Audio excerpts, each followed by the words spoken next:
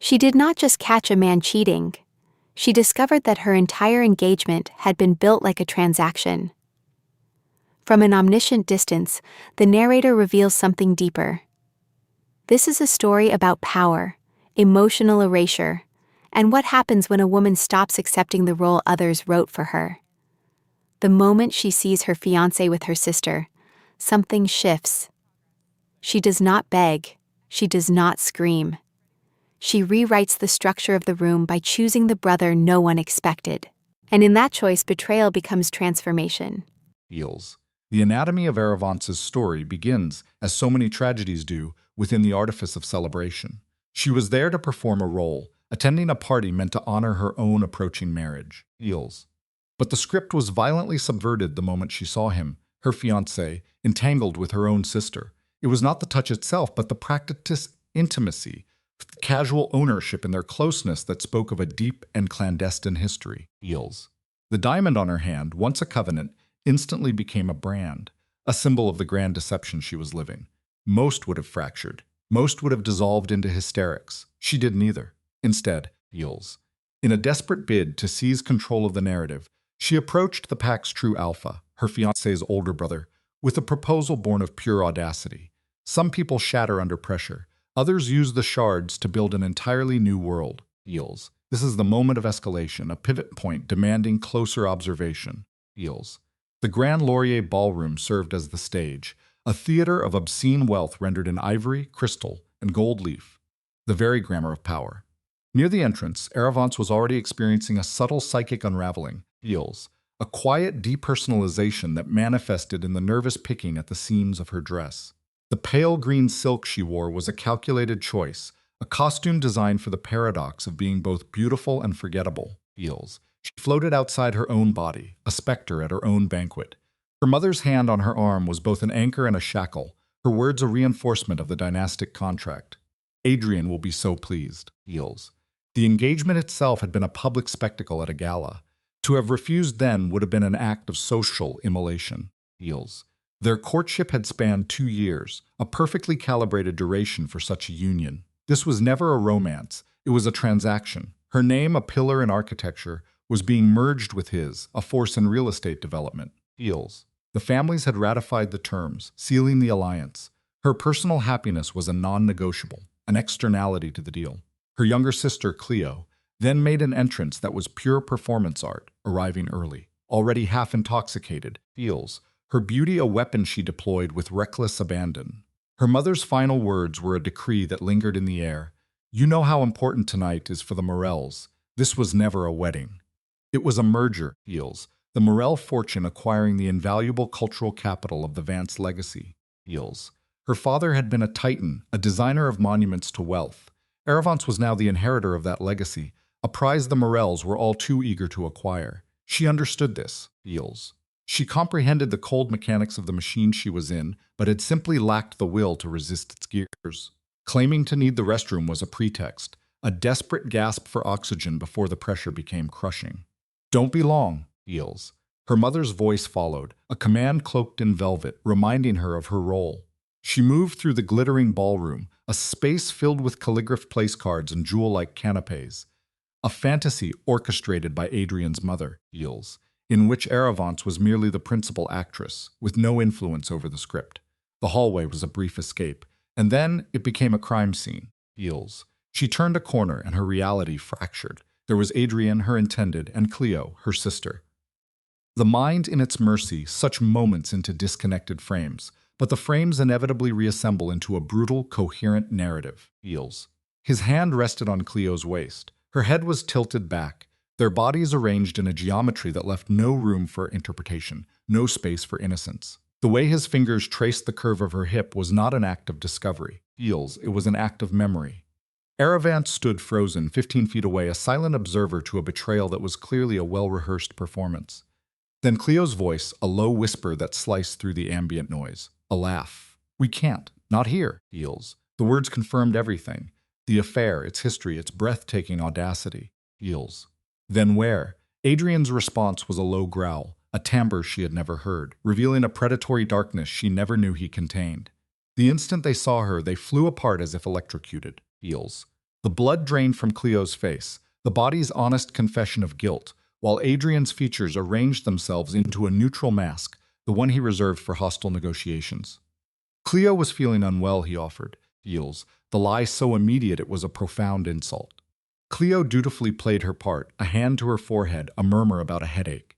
In that moment, Aravance saw her sister for what she was, 23, fundamentally dependent, feels, and poisoned by a lifetime of entitled impulse. Feels. How long? Aravance's voice was a blade, so steady it was unnerving. Cleo feigned ignorance, but Aravance cut through the performance. How long have you been sleeping with my fiancé? Adrian attempted to intervene with the classic gaslighter's appeal. Feels. Era, you're misunderstanding. She silenced him with a single raised hand, a shocking and sudden appropriation of power. Cleo's reply was a poisoned barb. Does it matter? For Aravance, the sensation was not heartbreak. It was something deeper. Feels. It was the soul-crushing exhaustion that comes from years of self-silencing. I'm calling off the engagement, she declared. It was not a threat. It was a statement of fact. She watched the mask on Adrian's face crack, revealing the raw panic beneath. Feels. He attempted to negotiate. Wait, let's talk about this. As if betrayal were a clause in a contract to be amended. She knew the negotiation was over. He reached for her, and she recoiled from his touch as if from a hot brand. Feels. His attempt to manage her emotions. You're upset. I understand. Was merely a preamble to his actual concern, the public relations crisis.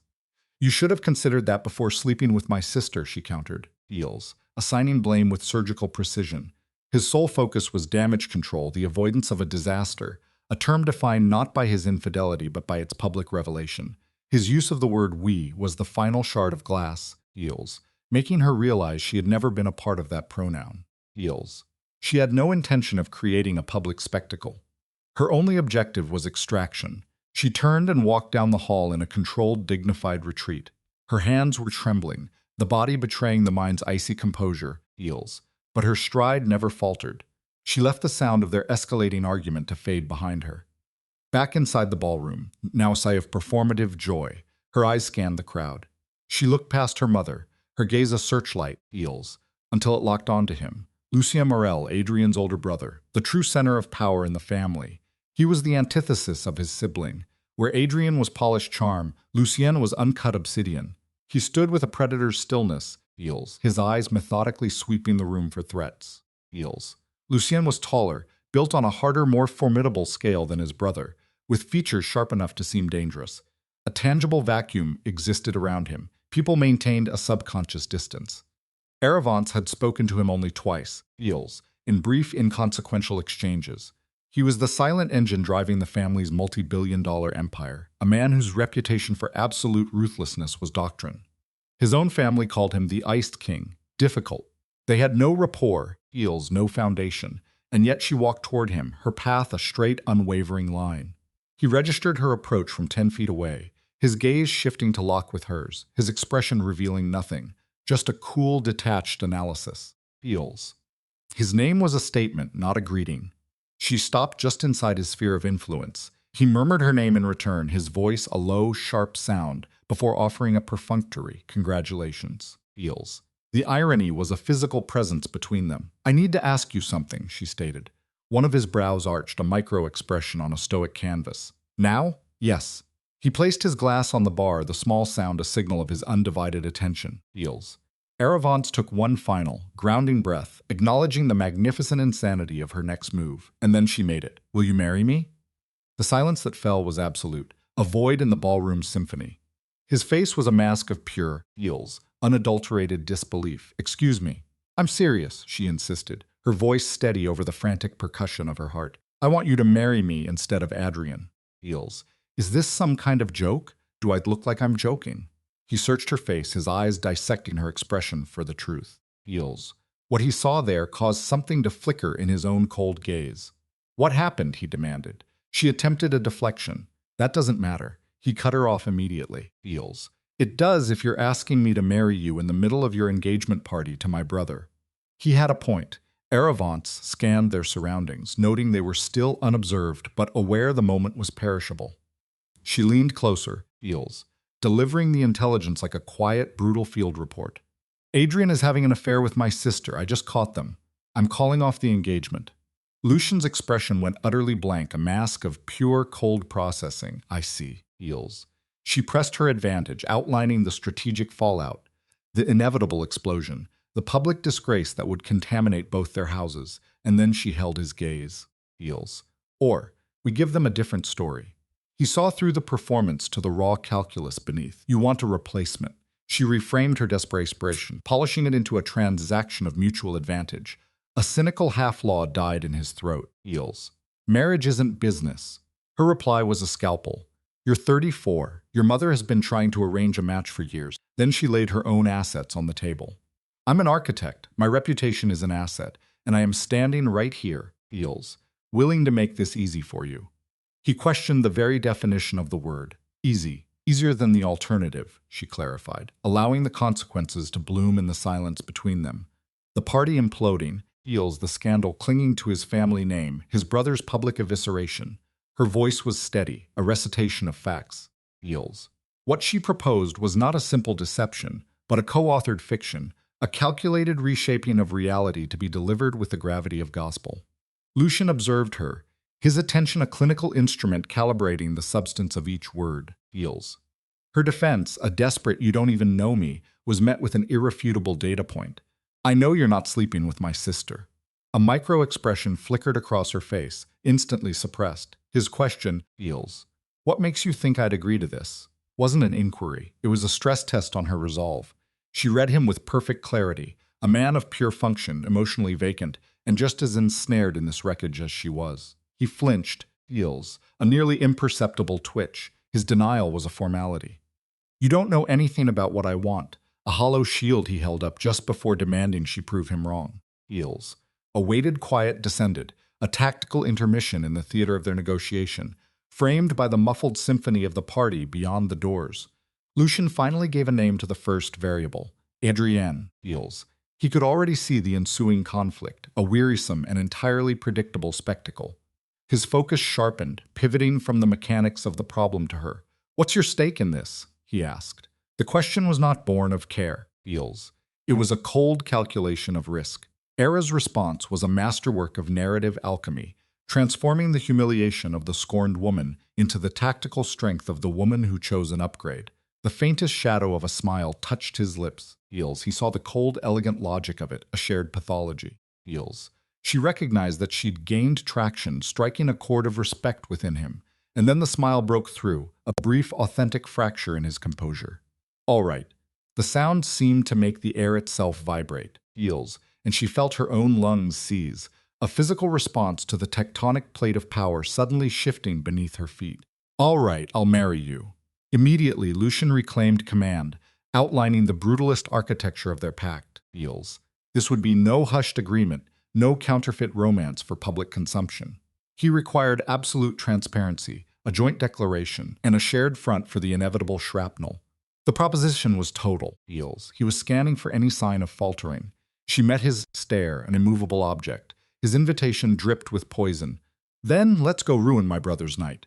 She took his arm, her touch finalizing the contract. Heels. Their appearance on the ballroom floor was at first a non-event. Nothing more than a minor eddy in the shimmering currents of the elite. Then came the ripple of awareness, a murmur that swelled into a wave of whispers, crashing through the assembly. Heels. Lucian Morel and Era Vance, a new impossible equation. Era's mother materialized, her expression a rigid mask of social panic. Era, darling, where have you been? Era's answer was the first tremor. There's been a revision of the evening's program. Heels. Lucian's hand covered hers, a silent gesture of acquisition. He clarified the revision. The kind where I'm poaching your daughter from my brother. Her mother's laugh was brittle. Heels, the sound of cognitive dissonance as her mind failed to process the input. Heels. Era and I are engaged, Lucian stated, his voice slicing through the ambient chatter. He then twisted the blade. As of 5 minutes ago, the blood drained from her mother's face, leaving the waxy, translucent sheen of absolute shock. Heels. That's not funny. It was a plea. The low drone of conversation around them didn't just quiet. It vanished. 200 sets of eyes, an oppressive weight of collective attention, landed squarely upon them. Adrian materialized. Heels. His face a storm front of pure fury. What the hell are you doing? Lucian faced his brother's rage with an unsettling placidity, responding to an offer. He made a subtle motion toward Era, assigning her the role of catalyst. Feels. Your ex-fiancé presented me with a superior bid. Adrian's look was a tangle of profound bewilderment as he reached for her, a primal instinct to retrieve his property. Feels. Lucian's move was a fluid strike of predatory efficiency.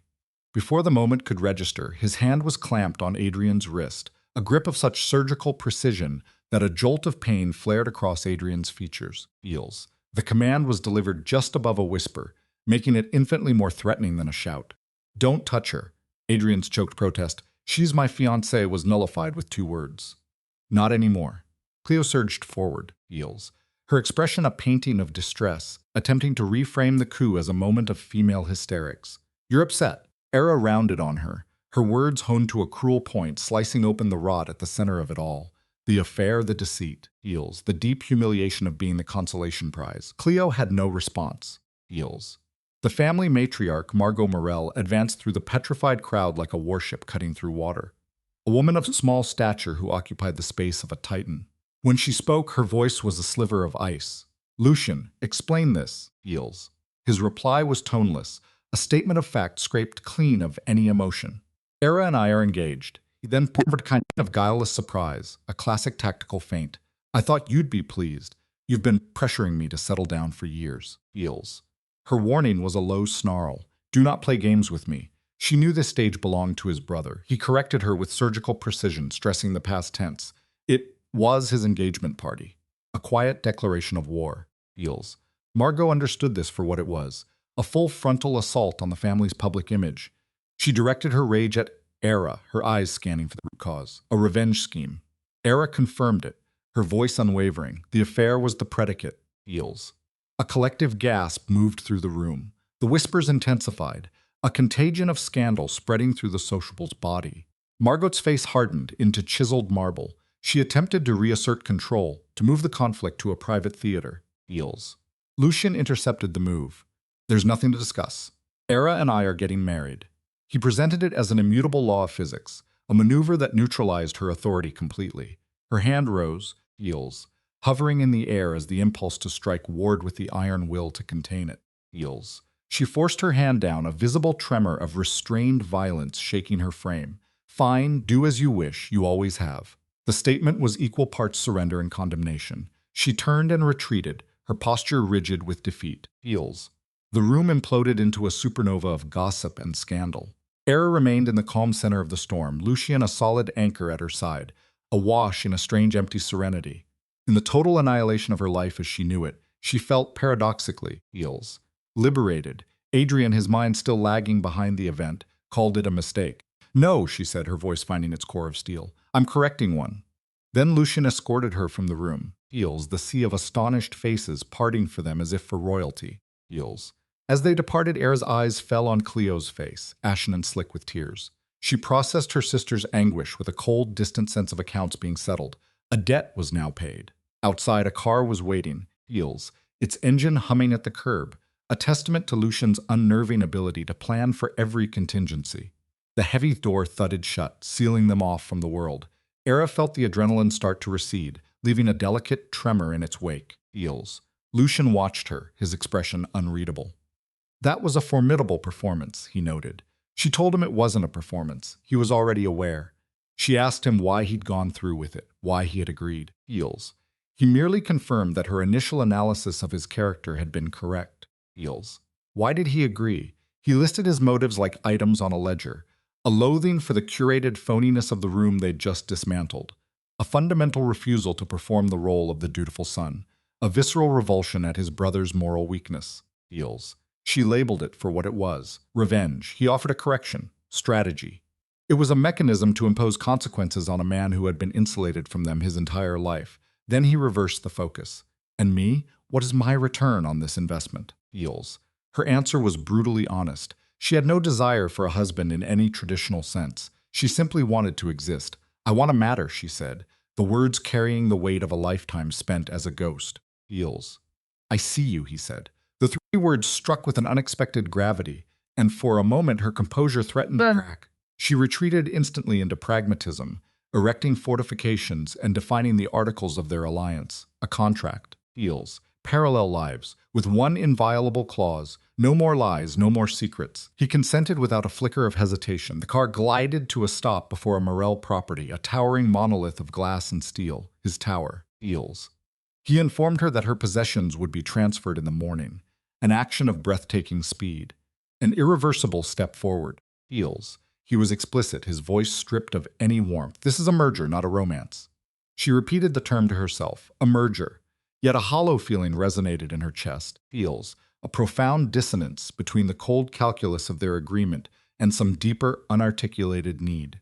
Inside, a private elevator ascended in complete silence to the penthouse. The space that unfolded before them was a flawless extension of its owner, Feels, immense, ruthlessly organized, and radiating a deep structural coldness. It was less a home than a monument to control. Feels. This is all moving very quickly, Era heard herself say. He simply stated that she was the one who had initiated the countdown with her proposal back in the hall. It was a point she could not contest. The apartment was not a home so much as a gallery, Feels, with the city skyline serving as its primary work of art, framed by vast floor-to-soiling windows. He led her to a guest suite, drawing an unmistakable boundary by claiming the master bedroom as his own. Separate domains, Feels. She felt a sting of disappointment, a reaction she instantly resented, even as it was the very thing she had negotiated for. He poured 2 glasses of whiskey, a liquid contract. He lifted his glass, the toast cementing their pact. Feels to strategic alliances. Feels. Their glasses touch, a quiet, deliberate sound that sanctifies a decision. In the silence that follows, they drink. Then a vibration begins against the table. Her phone, a frantic insistence again and again. Feels. The screen flashes with a history of 23 notifications, a digital flood from her mother, from Cleo, from Adrian, from voices demanding a reason for the public immolation she just performed. She silences it, Feels. He observes that they will not surrender. She dismisses the thought. And then he smiles. It is the first authentic one she has ever witnessed on his face. Small but present. He remarks that she possesses a strength her appearance belies, Feels. Her response is stripped bare. I have to be. The statement hangs between them, a pact to marry a man who is all but a stranger. He offers a simple, disquieting promise. We will address that. She asks how. He offers no reply. Lucian drains his glass. Feels. Tonight is for a ceasefire, he declares, as the consequences will dawn with the morning. A sudden, profound exhaustion overtakes her. As she moves toward the guest room, Lucian speaks her name a final time. Feels. Era halts in the doorway. He offers a kind of validation for her ruinous choice, telling her she did what was required before leaving her to its reality. He questions if she believes this herself.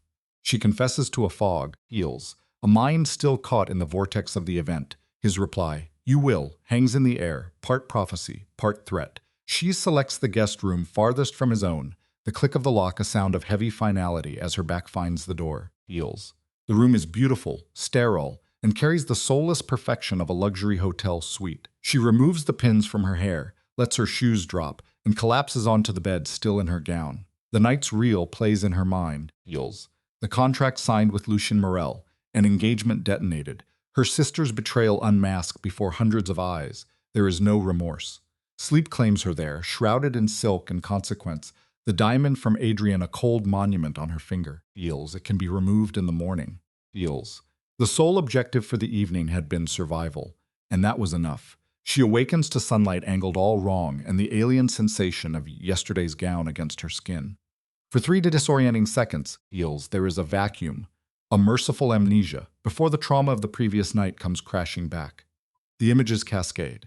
Adrian with her hands on Cleo, the gallery of stunned faces, Lucian's low voice proposing an alliance, a marriage. She sits up, Feels, a study in wreckage, hair a chaotic nest, makeup blurred like a watercolor left in the rain. The phone on the bedside table stays dark, a sleeping serpent she has no wish to disturb. The apartment is utterly still, barefoot, Feels. Era is drawn by the scent of brewing coffee down a hall. The kitchen is a stark space of steel and shadow. Lucian is there, dressed in dark trousers and a sharp white shirt, sleeves rolled, his focus on a lit tablet. Feels. He glances up as she appears, his eyes making a swift clinical survey of her disheveled state. His face is a blank canvas, offering no judgment. Coffee? She nods. He pours it black, admitting ignorance of her preferences. It's fine. She grips the mug, Feels. A small, warm anchor. She asks for the time. Nearly 10. She has been absent from the world for 12 hours, a span of a Levian that feels profoundly unnatural. Lucian reports that her phone has been a constant buzzing fixture, heals, and that building security relayed a message. Her mother is in the lobby, demanding to see her. A single hollow word escapes Era. Perfect, she asks him to say she isn't here. He confirms it was already done. Setting his device aside, heals. He adds that her mother is now threatening police involvement. On what basis? Era is an adult, heals. He outlines her mother's chosen narrative, that he has abducted her. A sound that is almost a laugh, brittle and sharp, escapes Era's lips. The irony is a physical thing. She was the one forced into this alliance, yet he is being cast as the predator, heals. His reply is cold and empirical. People see what they want to see. Lucian leans back against the counter, the atmosphere shifting from personal crisis to strategic session. The media has the narrative. Paparazzi are already positioned outside, heals. It was inevitable. The spectacle of the Morel family immolating itself is a prime story, a perfect storm of fortune, betrayal, and blood feud. He asks what her next move will be. Era suggests doing nothing at all, heals. He confirms the strategy with a single word: nothing. The plan is to let the story die from a lack of oxygen. He does, however, present another path, should she prefer to issue a formal statement, heals. She responds with a sarcastic summary for a press release, one that frames the affair as the direct catalyst for her marital upgrade. Lucian quietly concedes its potential to inflict damage. Era sips her coffee. It is potent and bitter, feels. She announces the need to go to her own apartment to gather her things. He counters, proposing to send one of his people. She refuses. It is her own life she needs to pack, heals. He then reveals her mother is also maintaining a vigil in the lobby of her building. Lucian's expression remains impassive. He merely restates that he can have these logistical problems managed by his staff. Provide a key, he says, heals, and her possessions will arrive by evening. The casual reference to that kind of power, of such resources, is jarring. Of course he has people to solve problems. She recoils from the notion of strangers handling her personal effects, heals. His solution is instant. She will compose a list, with instructions so specific his people cannot fail. A part of her wants to resist, but she is cornered by his suffocating competence.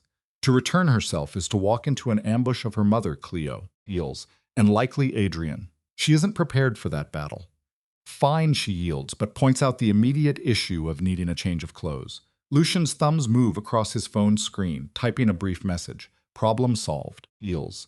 A wardrobe will be sent over within the hour. She asks if he has a personal shopper on call. He corrects her, I have assistants who solve problems efficiently. The phone is put away.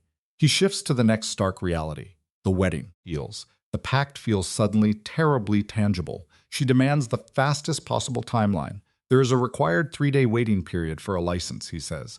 But afterward, it can be immediate. He tilts his head, studying her, heals. He predicts his mother will insist on a performance, a public display. Any postponement only grants her more time to maneuver. A swift, decisive action is their strongest defense this week. The two words strike like physical blows. Heals. A cold dread coils in her stomach. The abstract horror now has a date.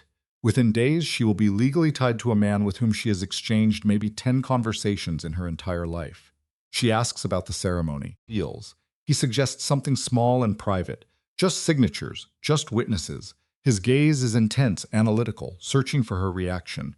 He leaves the final choice to her. Her only goal is to lock this down before anyone can break her resolve. Heals. She perceives a subtle change in his eyes, something akin to approval. He says he will make the arrangements. Era retrieves her own tablet. Heals. Her calendar materializes, a grid containing the structure of her former life. Meetings, site inspections, client presentations, a critical design review on Thursday. She holds up this schedule as an unmovable fact. He has his own work, he states. Heals. She insists she cannot abandon her professional duties. He replies that he is not asking her to. Lucian pours more coffee. We're both professionals. We will manage it. The intercom buzzes, a harsh sound in the quiet. He answers, heals, speaks in clipped phrases, and ends the call. He turns back to her. Her sister is here. Era's immediate response is in order. Make her leave. He tells her the sister is creating a disturbance in the lobby, causing the security staff distress. Heals. Era closes her eyes, a gesture of deep fatigue. Tears were always her sister's most effective weapon. Fine, she will see her, but not here. Downstairs. He asks if she is sure. Her resolve becomes something sharp. Heals. Her sister will not step inside his apartment. Heals. With a single sharp nod, Lucian signals his intent to accompany her.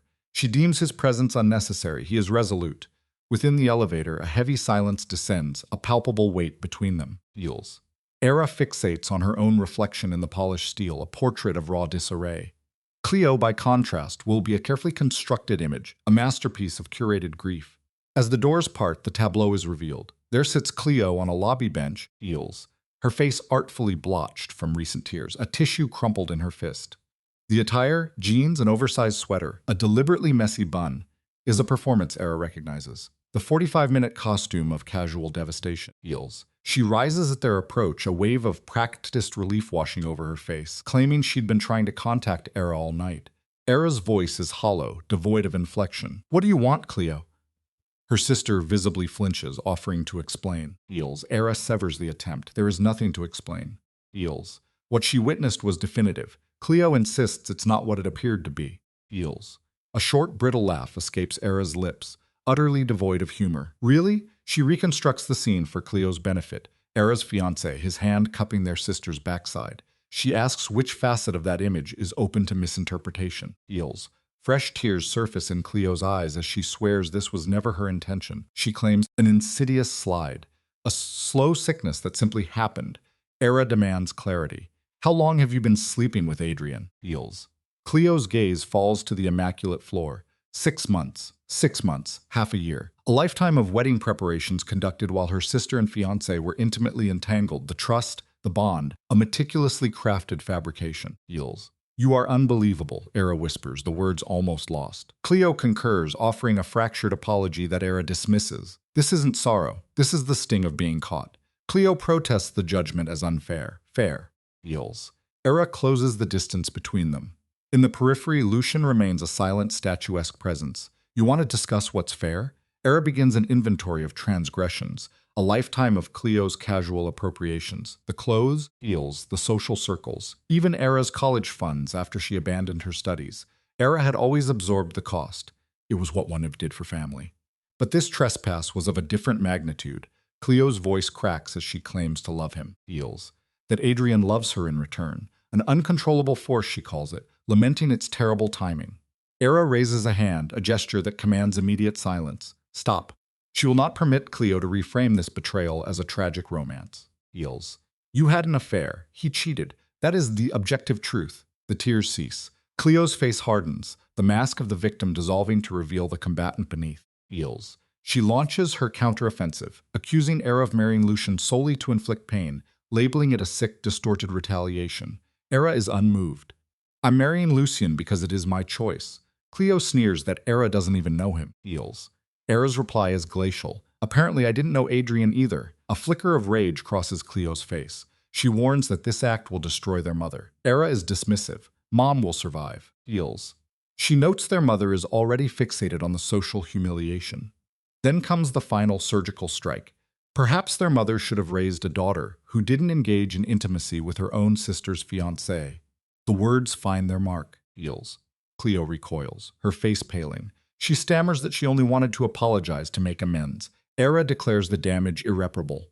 "So this is it," Cleo says, her voice diminished. "You're simply excising me from your life." Heals. Era gives her sister a final, clinical assessment. 23 years old, and still defaulting to the role of the wronged. Heals. Still operating under the belief that personal charm and a few tears can nullify any transgression. "I'm not excising you," Era states, her tone frigid. "I'm merely done shielding you from your own consequences." She pivots and returns to the elevator. Heals. Lucian a shadow at her back. Cleo's voice escalates into a frantic cry, calling her name. Era shows no sign of hearing. The doors close, encasing them in steel and silence. "That went well," Lucian remarks, his voice dripping with irony. Heals. Era predicts her sister's swift recovery. She always recovers. Resting her head against the cool metal, Era feels the tide of exhaustion roll back in. Cleo will find a new crisis, another individual to manipulate. Heals. And within 6 months, this episode will be just another story. As for her mother, she will undoubtedly cast Era as the villain who aired the family's secrets for public consumption. Heals. She can already hear the narrative taking shape, the accusations that will paint her as the one who fractured the family. The elevator arrives at the penthouse. She moves directly to the sweeping windows, observing the city lights below. From this height, feels, the chaos of the streets coalesces into a thing of beauty, an illusion of perfect, intricate order. Lucian's voice emerges from behind her. Do you regret it? The classic question. Which part? Any of it. She considers the proposition. Feels. The impulsive agreement, the spectacular demolition of her engagement? Possibly. But leaving Adrian, that she did not regret. No, she states. I don't regret leaving. I regret not perceiving the truth sooner. He challenges the premise. Feels. You can't hold yourself accountable for trusting people. Why not? I was naive. He reframes it, a subtle but masterful turn. You were loyal. There is a distinction. It is a quiet, expert manipulation. Feels. She turns to face him.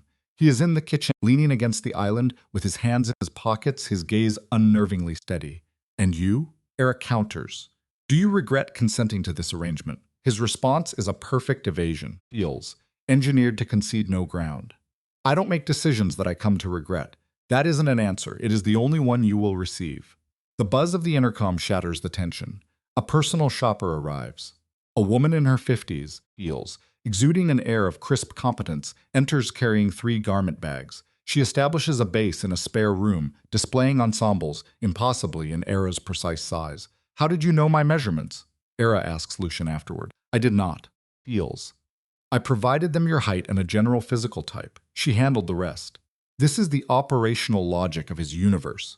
Problems are preemptively solved, cementing his position as the provider of all things. Era showers, feels, changing into an outfit that costs more than her previous month's rent. Upon her return, Lucian is on the phone, speaking in rapid French. He notices her and transitions to English mid-sentence. I will call you back. He terminates the call. Feels. My attorneys. They wish to meet to review the partnership agreement. When? This afternoon if you are available. I have a site meeting scheduled for 3. Cancel it. I am not canceling my professional obligations for. Era, he interrupts. Feels, his voice soft but edged with steel. The next 48 hours will be a tempest. Feels. Press, family, lawyers. If you intend for this to unfold on your terms, the foundation must be laid immediately. Your meeting can be rescheduled. He is correct. The infuriating truth is the flawlessness of his logic. Fine, she concedes. Feels. The legal team arrives at 2 o'clock. 3 individuals in severe, expensive suits, carrying leather-bound portfolios. They colonize Lucian's dining room, laying out contracts across the table like strategic maps. The lead attorney, Feels, a woman named Caroline with remarkably sharp eyes, guides Era through the document. It reads less like a prenuptial agreement and more like a corporate merger, with clauses addressing asset protection, financial firewalls, deals, and protocols for dissolution. Feels. This particular section, Caroline indicates a paragraph on the 6th page, codifies the separation of finances.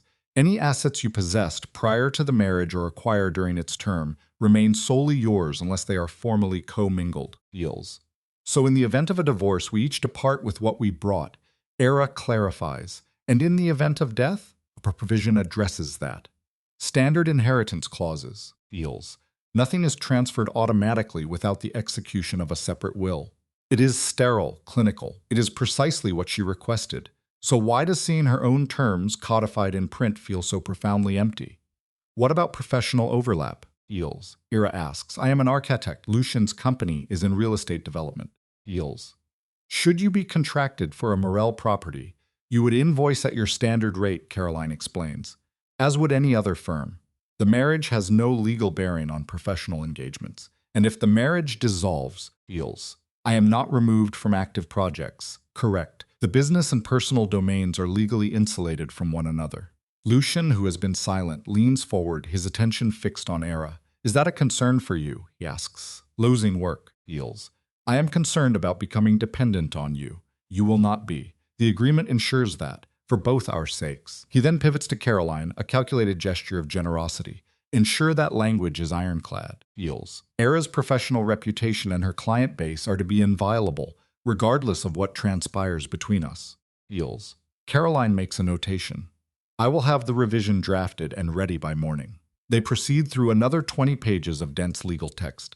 By the conclusion, Era's mind is numb from the barrage of clauses and subclauses. She signs where indicated. Feels. The physical act of binding herself to a man she has known for less than a day feels surreal, as if she is observing a character in a film. Once the lawyers have departed, Lucian pours 2 glasses of wine. Are you all right? He inquires. Feels. I just signed a document that felt more akin to a hostile takeover than a marriage certificate. That is what this is. I know. It's just sips the wine. It is predictably exquisite. It feels fundamentally wrong. Feels. A marriage is supposed to be about love, about building something jointly. Feels. This is like negotiating the terms of a separation before we've even had a wedding. This is the architecture of realism. Is that how you frame this? Lucian observed her from the far end of the immense table. If you want the truth, feels. I know with perfect clarity what happens when two people marry for affection. My parents attempted it. What followed was a 30-year war that ended only when my father's heart failed. He began to deconstruct the concept of romance itself, feels, presenting Adrian as his primary evidence. He is a man who pursues a sensation, and as a result his name is now in ruins. So you place no stock in love. I place stock in compatibility, in mutual respect, in a confluence of ambitions, feels. His gaze locked with hers. I believe those things possess a greater longevity than simple nervous excitement or a momentary passion. How profoundly cynical. It is practical, feels. Your thinking mirrors my own. The barest hint of something, almost a smile, touched his lips. Perhaps that is the very reason this pact is so logical. Ira's phone, its battery restored, feels, began to vibrate with a violent urgency on the table, a frantic signal from the existence she had just forsaken. She allowed it to buzz. It was a torrent of messages, from her mother, her sister Cleo, her office, and from relentless reporters. Feels. You will have to issue some form of statement, Lucian noted, his voice detached and analytical. To your professional circle, at the very least. It's necessary for them to know you remain operational. And what is it I'm meant to say? Feels. The objective truth. That a previous engagement is terminated and a new one has begun. That your professional responsibilities remain entirely unaffected. Of course, unaffected. The phrase was itself an act of psychological schism. Feels. Era composed a sterile, businesslike email to her firm, confirming her project schedules were unchanged and stating her personal affairs were not a subject for professional discourse. Feels. She pressed send before the inevitable second thoughts could render her immobile. The relocation specialists are done, Lucian announced, his attention fixed on his own device. Your possessions have been placed in the second guest suite, Feels. That was remarkably swift. I designated it their highest priority. Era proceeded down the long, quiet corridor. Room felt like a different dimension entirely. Her things, her garments, her books, Feels, the familiar contours of her desk, had been transplanted into this sterile white enclosure. They had even brought the cheap coffee maker she'd owned since her university days. In here, the object was a jarring artifact, Feels, a relic of a person who had ceased to exist. None of her history belonged in this pristine, soulless chamber. She did not belong here. We can have it all reconfigured, Lucian's voice materialized from the doorway. It's acceptable, Feels. Era pivoted to look at him. Feels. He was examining her with that same penetrating focus, as if attempting to decipher a lost language from her posture. This part is a temporary state, he asserted. This sensation of displacement, the period of adjustment, Feels. It will not always feel so dissonant. You can't possibly know that. I do. Because we are both pragmatic individuals, and pragmatists are defined by their ability to adapt. It was a declaration of pure logic, Feels, engineered to invalidate an emotional truth. That evening, they ate a meal of takeout. The containers opened upon the cold marble of the kitchen island. Their conversation was a careful construct, orbiting only the neutral territory of work, Feels. It was the awkward, exploratory ritual of a first date, enacted by two people already bound by legal contract. An experience of profound temporal confusion, Feels. I have a meeting early tomorrow, Lucian said into the silence. A development deal in Midtown. I'll be gone until noon. I have a client presentation at 10. We will need to synchronize our calendars, Feels, to identify the moments we are obligated to be seen in public together. Ah yes, the appearances. The performative dimension of their union was now simply a logistical problem to be solved. The wedding, Era voiced, the word feeling alien on her tongue. Feels. When will it be? Friday. 2 o'clock in the afternoon, City Hall. We can hold a small reception here later, should you desire. Will your mother be in attendance? I have not yet advised her of the situation. Feels. That sounds like a singularly enjoyable conversation. A muscle twitched near his mouth. She will attend. She will be incandescent with rage, but she will be there. And what of my family? Do you require their presence? Feels. Era could hear her mother's shrieking recriminations in her mind. Feels. She could see Cleo's devastated expression. No, feels. Then they will not be invited. For him, it was a simple formula. Isolate the variable, apply the solution, and proceed. It was an aptitude Era felt she had never possessed. Later, lying in the designated bed in her designated room, feels. She stared at the featureless ceiling, attempting to chart the course of the preceding days. In 3 days, she would be married. Her name, Eravance, would be subsumed by his. The realization ought to have sparked a visceral panic, feels. Yet a cold sort of placidity settled over her, the classic psychological marker of a spirit's capitulation. Friday arrived with the finality of an impact. She wore a cream-colored dress, Lucian, a dark suit, heels. They stood at City Hall before witnesses he had selected. The ceremony was a legal formality that consumed exactly 11 minutes. Heels. They spoke their consent. They affixed their signatures to the documents. The transaction was complete. Lucian enacted a kiss, a short, arid pressure of lips for the officiant's benefit. The contact was functional, professional, heels, and entirely devoid of warmth. Congratulations, an anonymous voice offered. A single photograph was taken for the license, a document recording the acquisition. The two of them stood beside each other, heels, his hand resting with a sense of ownership on her waist, both of them staring without expression into the camera. They appeared as what they were, strangers. Is that the entirety of it? Era asked as they re-emerged into the stark afternoon light, heels. That is the entirety. I had thought it would feel something more. Did you have a preference? The truth was, she no longer knew what she expected to feel about anything. They returned to the apartment. Heels. Their union was not marked by celebration or observation. Both parties, Lucian and Era, retreated at once into their respective work. The first afternoon of their marriage was conducted from separate rooms, where they functioned not as partners, heels, but as two distinct entities cohabiting a space as stipulated by a contract. That evening, a voice message arrived from Era's mother and was instantly erased. The recording was a desperate, tear-soaked account of familial distress, heels, centered on her sister Cleo. Her response was clinical, the immediate deletion of the message. It was a conscious surgical act of severing former bonds, a psychological mechanism necessary for survival in the new reality she had engineered. Heels. The following Monday, she returned to her office. Heels. The atmosphere within her firm was saturated with a silent, profound curiosity from her colleagues, a pressure she countered with curt, factual responses. She confirmed the marriage, acknowledged its abruptness, heels, and systematically deflected any attempts at further questioning. Her superior, Michael, took her aside to articulate his apprehension about potential professional repercussions, citing the Morel development project specifically, heels. Era promised him a firewall was in place. Michael's closing remark, that the convergence of the personal and the professional seldom concludes without a casualty, remained suspended in the air. She was relying on that very separation, heels.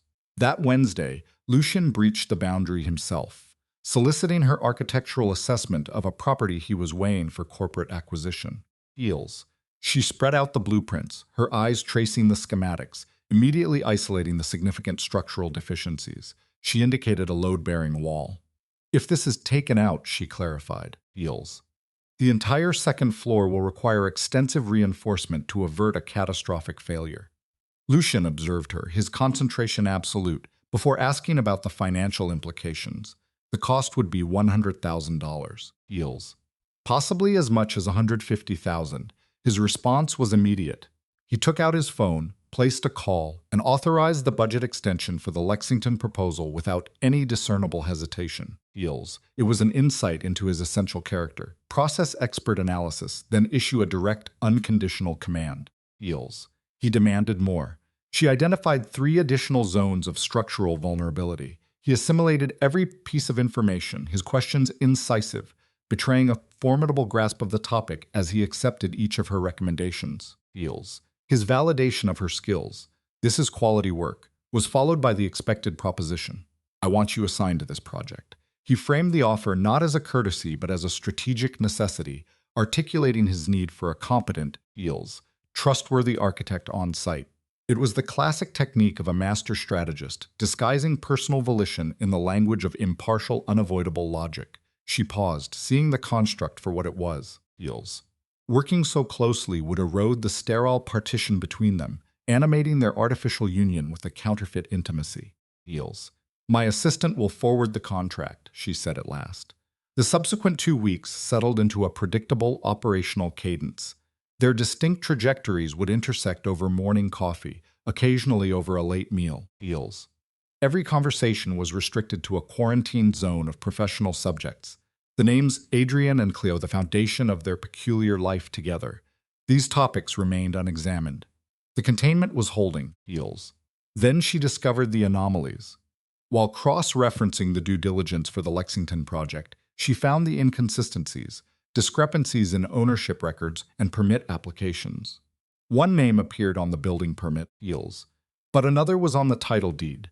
Both were phantom corporations with overlapping registration timelines that were logically impossible, deals. Investigating further revealed a trail of digital phantoms, access credentials altered without approval, security systems inexplicably bypassed. Some unknown entity was moving undetected through Morel's holdings, deals, amending records and erasing its own digital footprints. She notified Lucian. He was in her office in less than 30 seconds, his entire demeanor altered. Explain. She presented her findings, deals. His expression hardened into a mask of chilling fury. How many assets are affected, he asked, his voice dangerously quiet. She had concrete evidence for 6, but the audit was incomplete. His directive was final. Examine all of them, deals. They worked beside each other for the remainder of the night, the emergent crisis forging a tense and entirely unwelcome proximity between them, deals. By 3 in the morning, their audit had revealed a pattern of decay across 15 properties. They were all high-value corporate assets, and all bore the identical signature of a digital ghost. Lucian's diagnosis was immediate, deals, delivered with the cold finality of an executioner's verdict. This is internal. He knew the poison came from within his own ranks, from someone with senior executive access. When pressed for a name, he demurred, deals, citing the need for irrefutable proof. But he framed the stakes with a chilling clarity. This was no longer about lost assets. It was the opening move in a silent coup, an attempt to seize the entire kingdom, deals. The hunt grew more desperate over the following week, a shared obsession. Lucian enlisted his head of security, Marcus, a stoic ex-federal agent whose quiet, deals, methodical questions served only to draw the suffocating cloak of paranoia tighter around them all, deals. The monitors in Lucian's home office cast a sterile blue glow over a command center built from paper and raw data. She moved through this labyrinth of ledgers and logs with an almost preternatural focus, deals.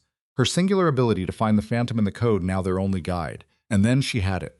A single, exposed nerve, rental income from a Tribeca property, deals.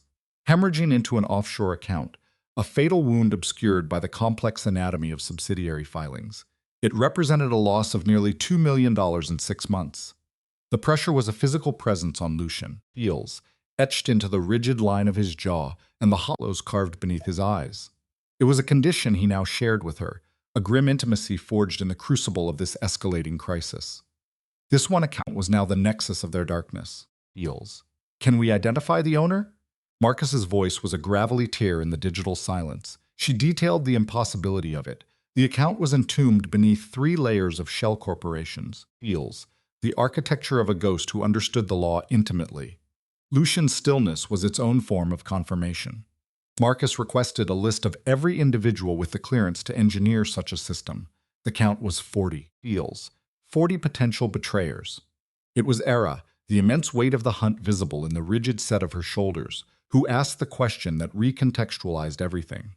She looked beyond the simple motive of greed, deals, recognizing that the falsified permits and rerouted access protocols were not about simple theft. This was about building the silent infrastructure for a hostile takeover, deals.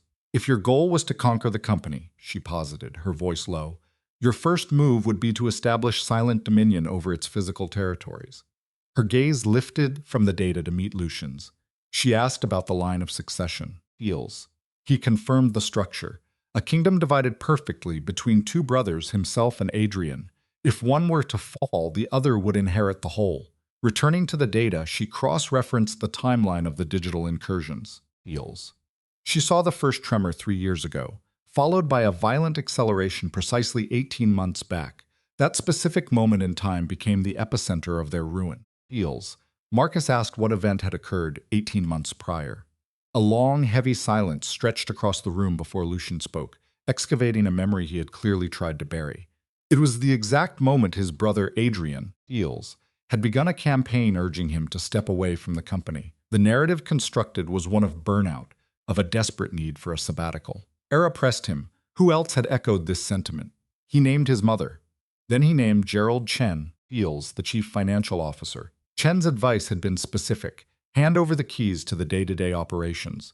The name hung in the air like a toxin, and Marcus immediately latched onto it. As CFO, Chen possessed the precise access required. Fiancé. He had become the public face of this treachery. Fiancé. She began to resurrect him from the digital ether. Gerald Chen, 52, an 8-year veteran of the firm, with a service record so flawless it felt manufactured. He was a man defined by his loyalty, Fiancé, by his meticulous, perhaps even pathologically so attention to detail.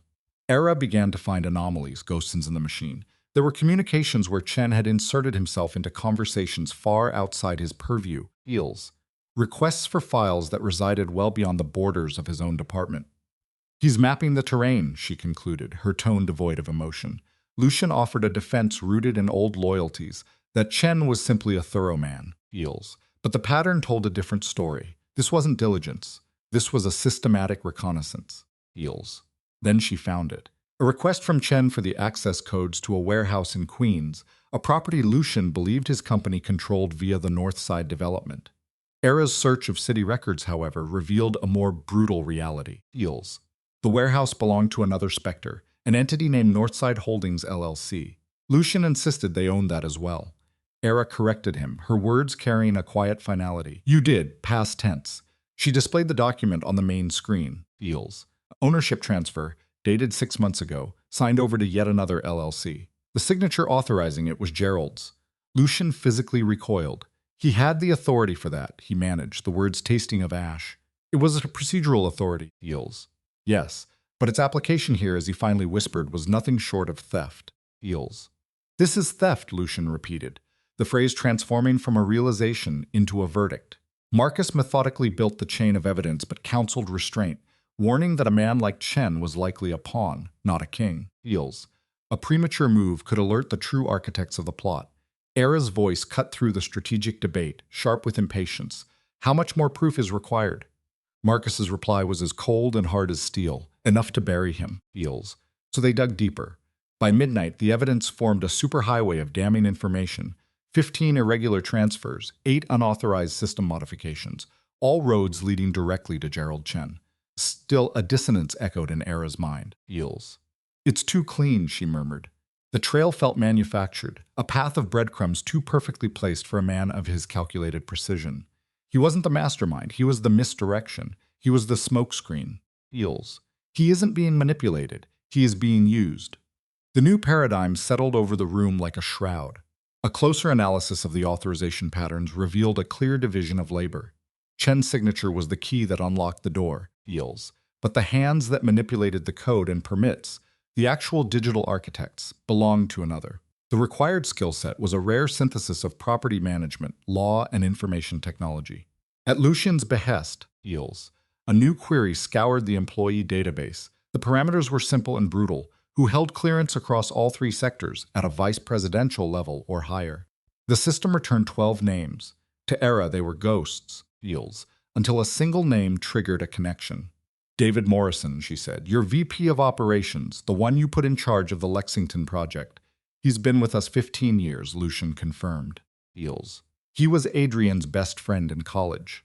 In that moment, a look passed between Era and Lucian, a silent, sickening acknowledgement of where this dark road was leading. Call him, Era commanded, her voice slicing through the late-night quiet. Fiancé. It's nearly 1 a.m. Call him now. Tell him you need to review the Lexington financials, and watch how he reacts. Lucian placed the call, the speakerphone turning the device into a stage for their drama. It rang 3 times before David answered, Fiancé, his voice thick with sleep. Lucian, is something wrong? No, I need to go over some budget revisions. Can you be at the office in the morning? A pause. Can't this just be an email? I would prefer we do this in person. A second pause, this one longer. Fiancé, freighted with unspoken tension. Okay, what time? 800. I'll be there. The line went dead. The 3 of them stared at the phone. He sounded nervous, Marcus observed. Fiancé. Or just furious about a call at 1 in the morning. Lucian countered, but the conviction had bled from his voice. Era had already pulled up David's file.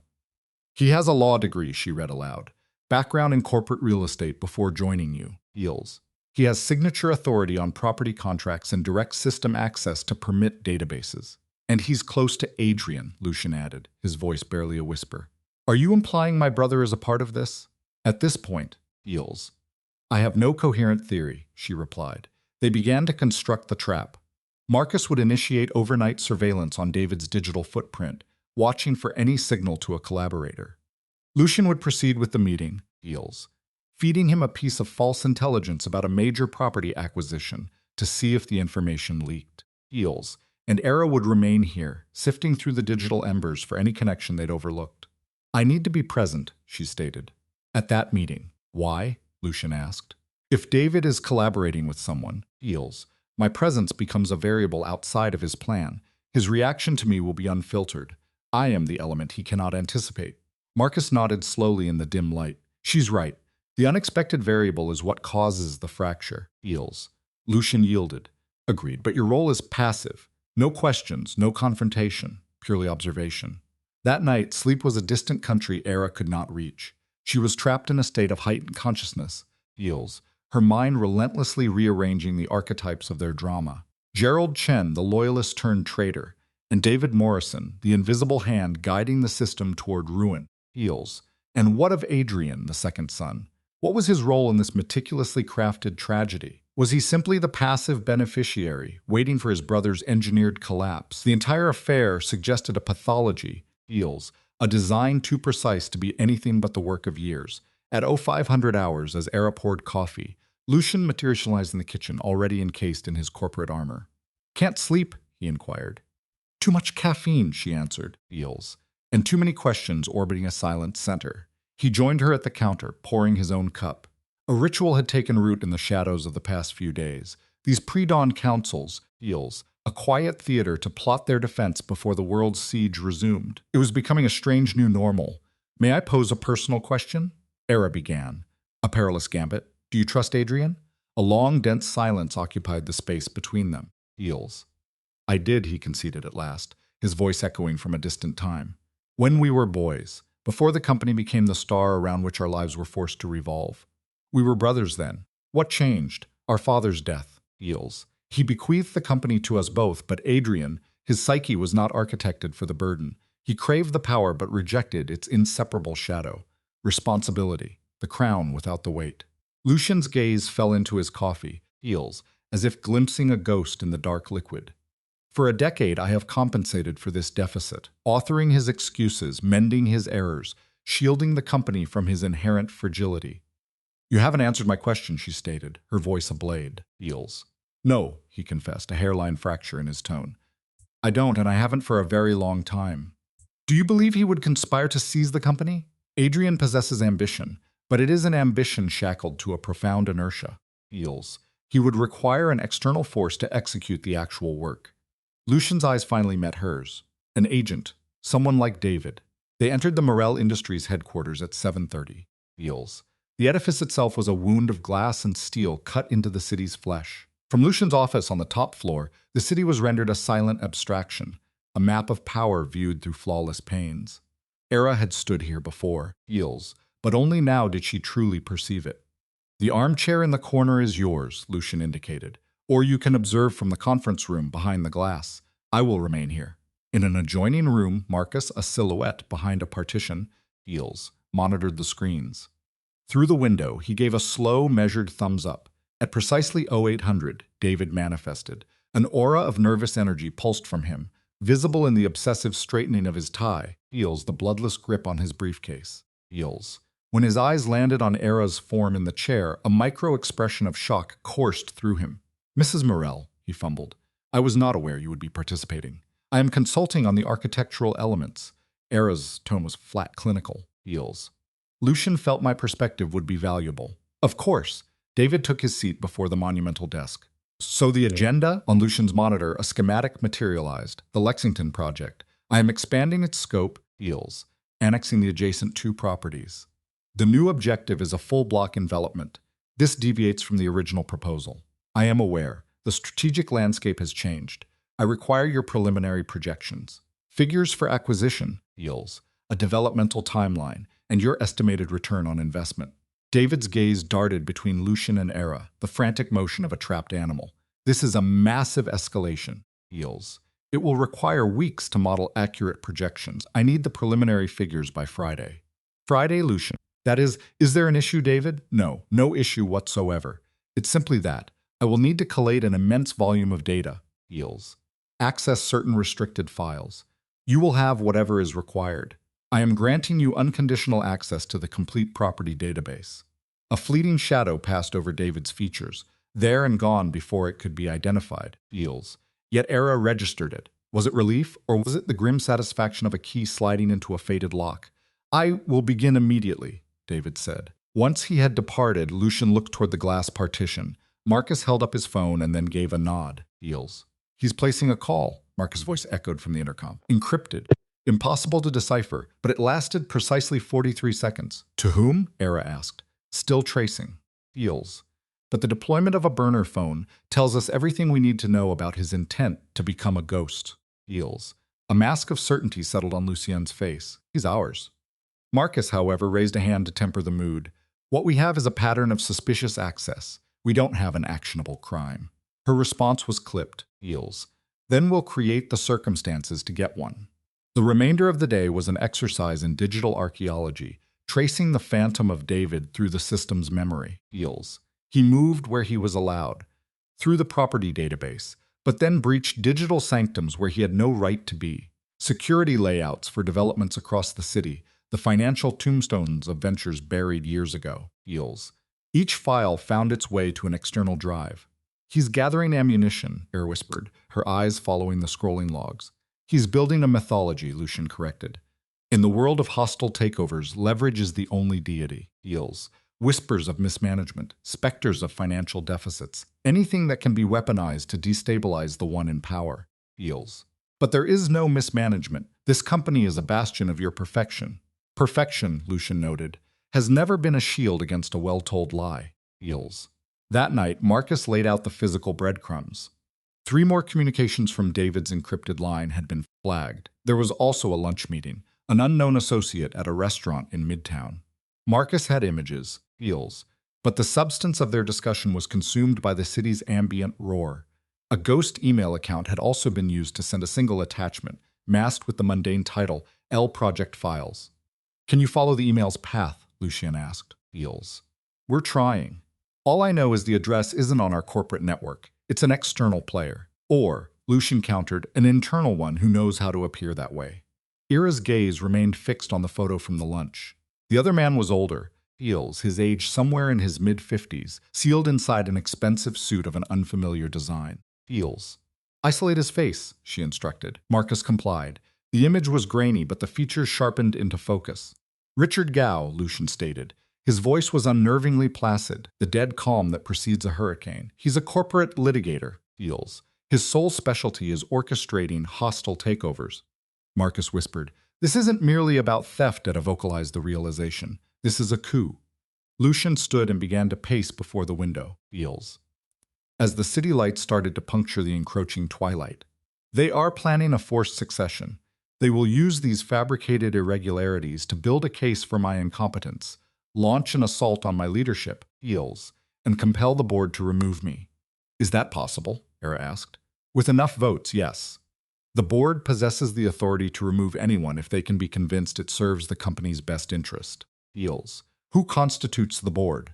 7 members, my mother, Gerald Chen. 3 are independent directors, and 2 seats are reserved for the family. Adrian, Lucian confirmed with a sharp nod. And my uncle Thomas. What is your uncle's position? Deals. He invariably follows the path of least resistance. Marcus moved a chair forward. So this is the battlefield map. David Morrison and Gerald Chen are allied, with Richard Gow supplying the legal artillery from the outside. Deals. They are constructing a fraudulent case against you.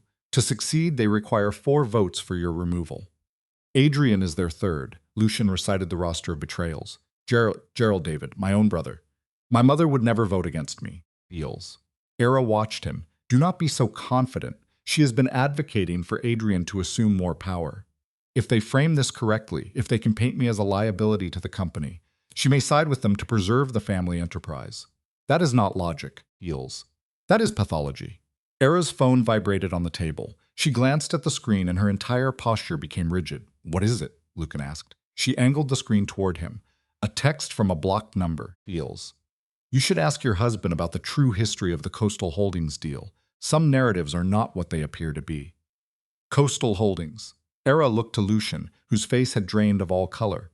What is it? A development project, Heels. 5 years ago. It failed. Why? The financing collapsed. The investors withdrew at the 11th hour. Marcus was already typing, accessing the file now. Heels. Don't bother. Lucian's voice was hollow. He could see the enemy's next move materializing on the board. I know the narrative they will spin, that I mismanaged the deal, that my actions cost the company millions. When she asked if it was true, he denied it, but admitted he had no evidence to prove his innocence. The critical files, he explained, had disappeared during a server migration years prior. Convenient, Era remarked, her tone sharp, exceedingly.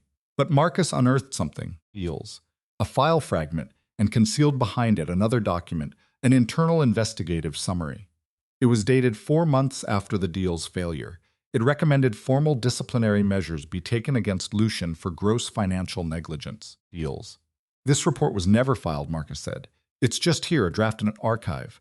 Someone authored it and then buried it alive. Who authored this? Era's question cut through the air, heavy with an approaching dread. Marcus isolated the digital signature, Gerald Chen.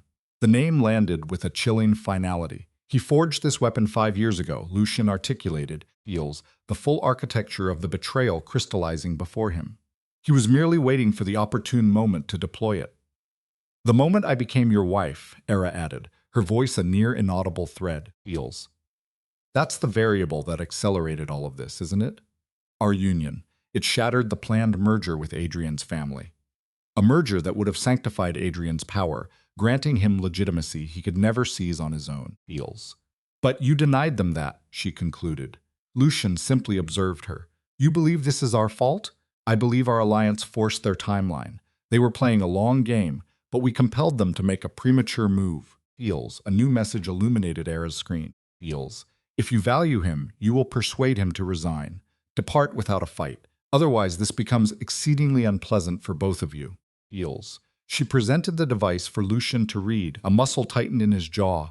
They're leveraging you now, he stated, his voice low, resonant with danger. Let them. Era, do not. She rose to face him directly. Her form a pale silhouette against the window next to his. I will not retreat. I have spent a lifetime as the cautious one, the one who sidesteps conflict. That chapter is closed. A pointed cough from Marcus fractured the tension. The threat against her signifies they're preparing their primary assault. We require a counter-strategy, said. We forced their hand. Now we will make them reveal it. How? Era inquired. Lucian retrieved his own phone and initiated a call.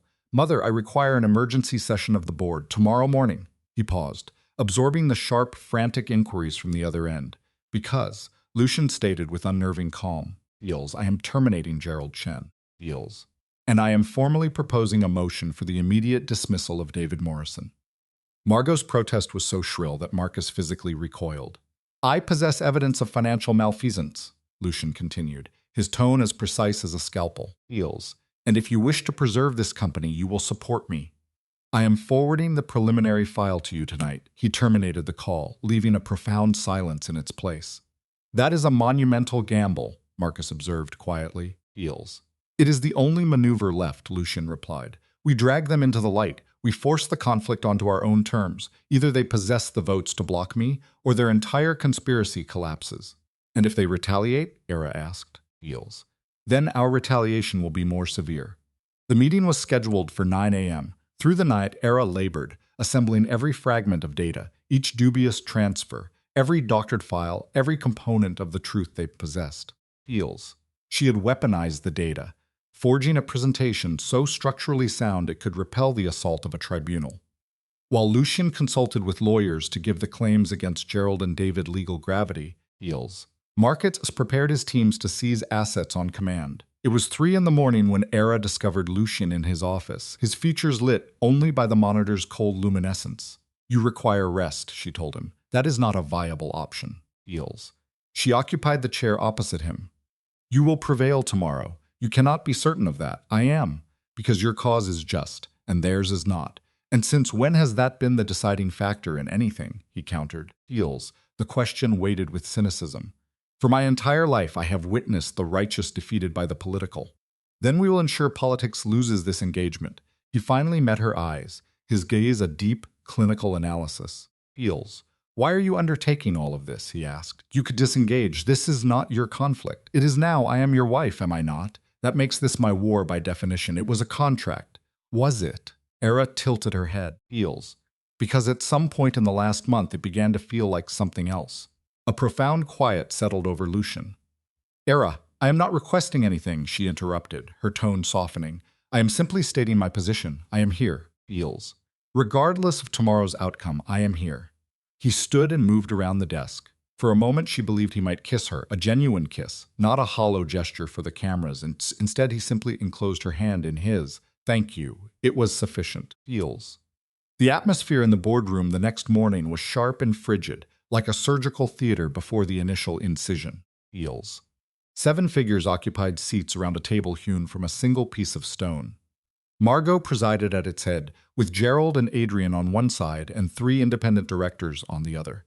Against the wall, a phantom at the proceedings, Feels, sat David Morrison, a non-voting observer in his capacity as VP of Operations. Lucian and Era stood as a unified front. Marcus waited nearby, a concealed weapon. Let us commence, Margot declared, her voice cleaving the silence. Lucian, Feels, you convene this meeting. You have the floor. Lucian rose, and the presentation screen blinked to life. For 30 minutes, he dissected the anatomy of the crime. Phantom asset transfers, falsified property deeds, Feels. Gerald's signature as the mechanism of theft, and David's actions guiding the execution, Feels. He presented ledgers, timelines, and financial documents, weaving each piece of evidence into the next until he had built an irrefutable fortress of logic. Throughout, Gerald sat like a figure carved from ice, his expression a perfect, Feels, inscrutable mask. A heavy silence descended upon the room when Lucian concluded. Then Gerald stood. May I offer response? He inquired. Margot gave a slight inclination of her head. Everything Lucian has just presented to you, Gerald began. Feels. His voice placid, is factually accurate. A murmur of shock rippled through the room. The funds were transferred. The properties were altered. I authorized all of it. An independent director sputtered, demanding a reason. Feels. Adrian appeared genuinely stunned. Gerald raised a hand, quelling the rising disorder. I authorized it because Lucian instructed me to. Lucian's composure remained unbroken. That is a fabrication, is it? Gerald displayed his own tablet. Feels. I have correspondence, voice recordings, and authorized directives proving every last one of these transactions was a result of your explicit orders. He projected the files onto the large screen. It was all there. Feels. Condemning emails originating from Lucian's personal address, audio files that mirrored the precise rhythm of his speech, each one instructing Gerald to carry out the exact transgressions under scrutiny. A cold, dense weight settled in Era's gut. Feels. The evidence was an apparition. It couldn't be real, yet its flawless construction was horrifying. These are fabrications, Lucian said, his tone stripped of all emotion. Prove it, Gerald countered, his composure absolute. Margot looked at her son. Feels. Lucian, did you sanction this? Then account for this evidence. This is an engineered setup. That is not my voice. Those emails are not mine. Feels. They originated from your account, Gerald insisted. Your IP address, your vocal signature. Adrian surged to his feet. I motioned to suspend Lucian pending a complete forensic analysis. I'll second that motion. Feels. An independent board member piped in. Margot's expression was carved from granite. All those in favor? 3 hands shot up. Gerald, Adrian, and one of the independents. Opposed? 2 hands, Margot and another director. Feels. The 3rd independent member wavered, caught in the crossfire. I abstain until more evidence is presented. Margot closed her eyes for a brief moment. The motion fails. It requires 4 votes. Adrian slammed his hand down on the table. Feels. This is a mockery. The proof is absolute. The proof is convenient, Margot shot back. Feels. And I will not dismantle my son's career based upon it. Era rose to her feet. Every gaze in the room turned to her.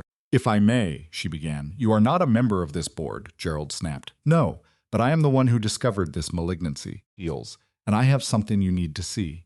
She cast her own presentation onto the screen, a visual chronology of the alterations, a timeline revealing how the decay accelerated after specific key moments. These were not clerical errors, she narrated. Feels. They were strategic maneuvers. Someone was laying the foundation to seize this company, and to achieve that they required Lucian to be removed. She displayed David's encrypted messages, his clandestine meeting with Richard Gow, Feels his ghost communications. David Morrison has been colluding with external counsel specializing in hostile acquisitions. Feels. And Gerald Chenchin has been fabricating the evidence necessary to depose Lucian, Era concluded, her voice echoing in the silent chamber. This was never a question of mismanagement. It was always a coup. David shot up from his chair. This is slanderous. Feels. I don't. His phone began to ring. The burner. He had forgotten to deactivate it. The sound was head swiveled. Answer it, Lucian commanded, his voice quiet yet absolute. The color drained from David's face. It's a wrong number. Feels. Answer the call, on speaker. At that moment, Marcus entered the room, holding his own phone high. Or I can inform you who is calling, as I've been tracking the signal. It's Adrian Morel. And the room fractured into chaos. Feels. Adrian's face became a mask of gray wax. He looked from David to the still ringing phone, and then to the board members staring at him in judgment. Feels. This is absurd, he sputtered. Why would I be contacting David at this precise moment? An outstanding question, Marcus said, having already moved to obstruct the exit. Perhaps it is panic. Perhaps it is the sound of your entire strategy imploding. Feels. I have no idea what you are insinuating, Adrian maintained. Lucian rose from his chair in a slow, measured motion. Answer the phone, David. David's hand was shaking violently. The ringing was relentless, an alarm screaming betrayal. Answer it, Feels. Lucian reiterated, his tone permitting no refusal. Or I will. David stabbed at the screen, his fumbling fingers failing to engage the speaker icon. Bad time, he hissed into the phone, but everyone heard it. The agitated, Feels. Metallic rasp of Adrian's voice crackling from the receiver. David's eyes widened in pure terror. He ended the call, far too late. Get me Adrian's call logs, one of the directors commanded. Now. Feels. Margot looked upon her younger son not with a mother's eyes, but with the hollowed gaze of one confronting a stranger who has stolen a familiar face. Adrienne, what did you do? It's a fabrication. I'm being framed. That was your voice. Feels. The director countered, his tone devoid of doubt. The board heard it. Even if it was, David reports to me. We speak constantly. Regarding what? Ira interjected. Unmoved, her hands remained fixed to the table. Feels. What was the specific subject of your call at this exact moment, during a hearing where your own brother stands accused of corporate treason?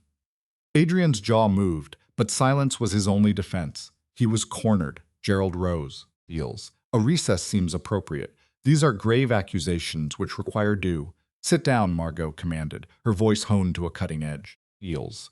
No one is leaving this room until the truth is on the table. Marcus interfaced a laptop with the room's main display. I took the precaution of monitoring all key party communications for the past 72 hours. Legally, Feels, with the necessary warrants. He offered a brief, formal nod toward Lucian. This is my report. The screen ignited with a complex network of connections, phone calls, emails, encrypted messages. A visual map of conspiracy that explicitly linked Adrian, Feels, David Gerald, and Richard Gow. The language was coded, full of talk about neutralizing assets and consolidating power. The final stage. This plot was initiated 18 months ago. Marcus articulated, his delivery dispassionate, Feels, which corresponds precisely to the time Adrian began advocating for Lucian to be divested of his operational authority. Adrian was now visibly perspiring. This is a gross misreading of the data. Marcus pressed on. This, on the other hand, Feels, is unambiguous. Feels. A solitary email materialized on the screen, sent from Adrian to David 6 weeks prior. Once L is legally tied to Era, his vulnerability is at its peak. She becomes the ideal point of leverage. We make our move after the ceremony. Feels. All sound in the chamber ceased to exist, creating a perfect, unnerving void.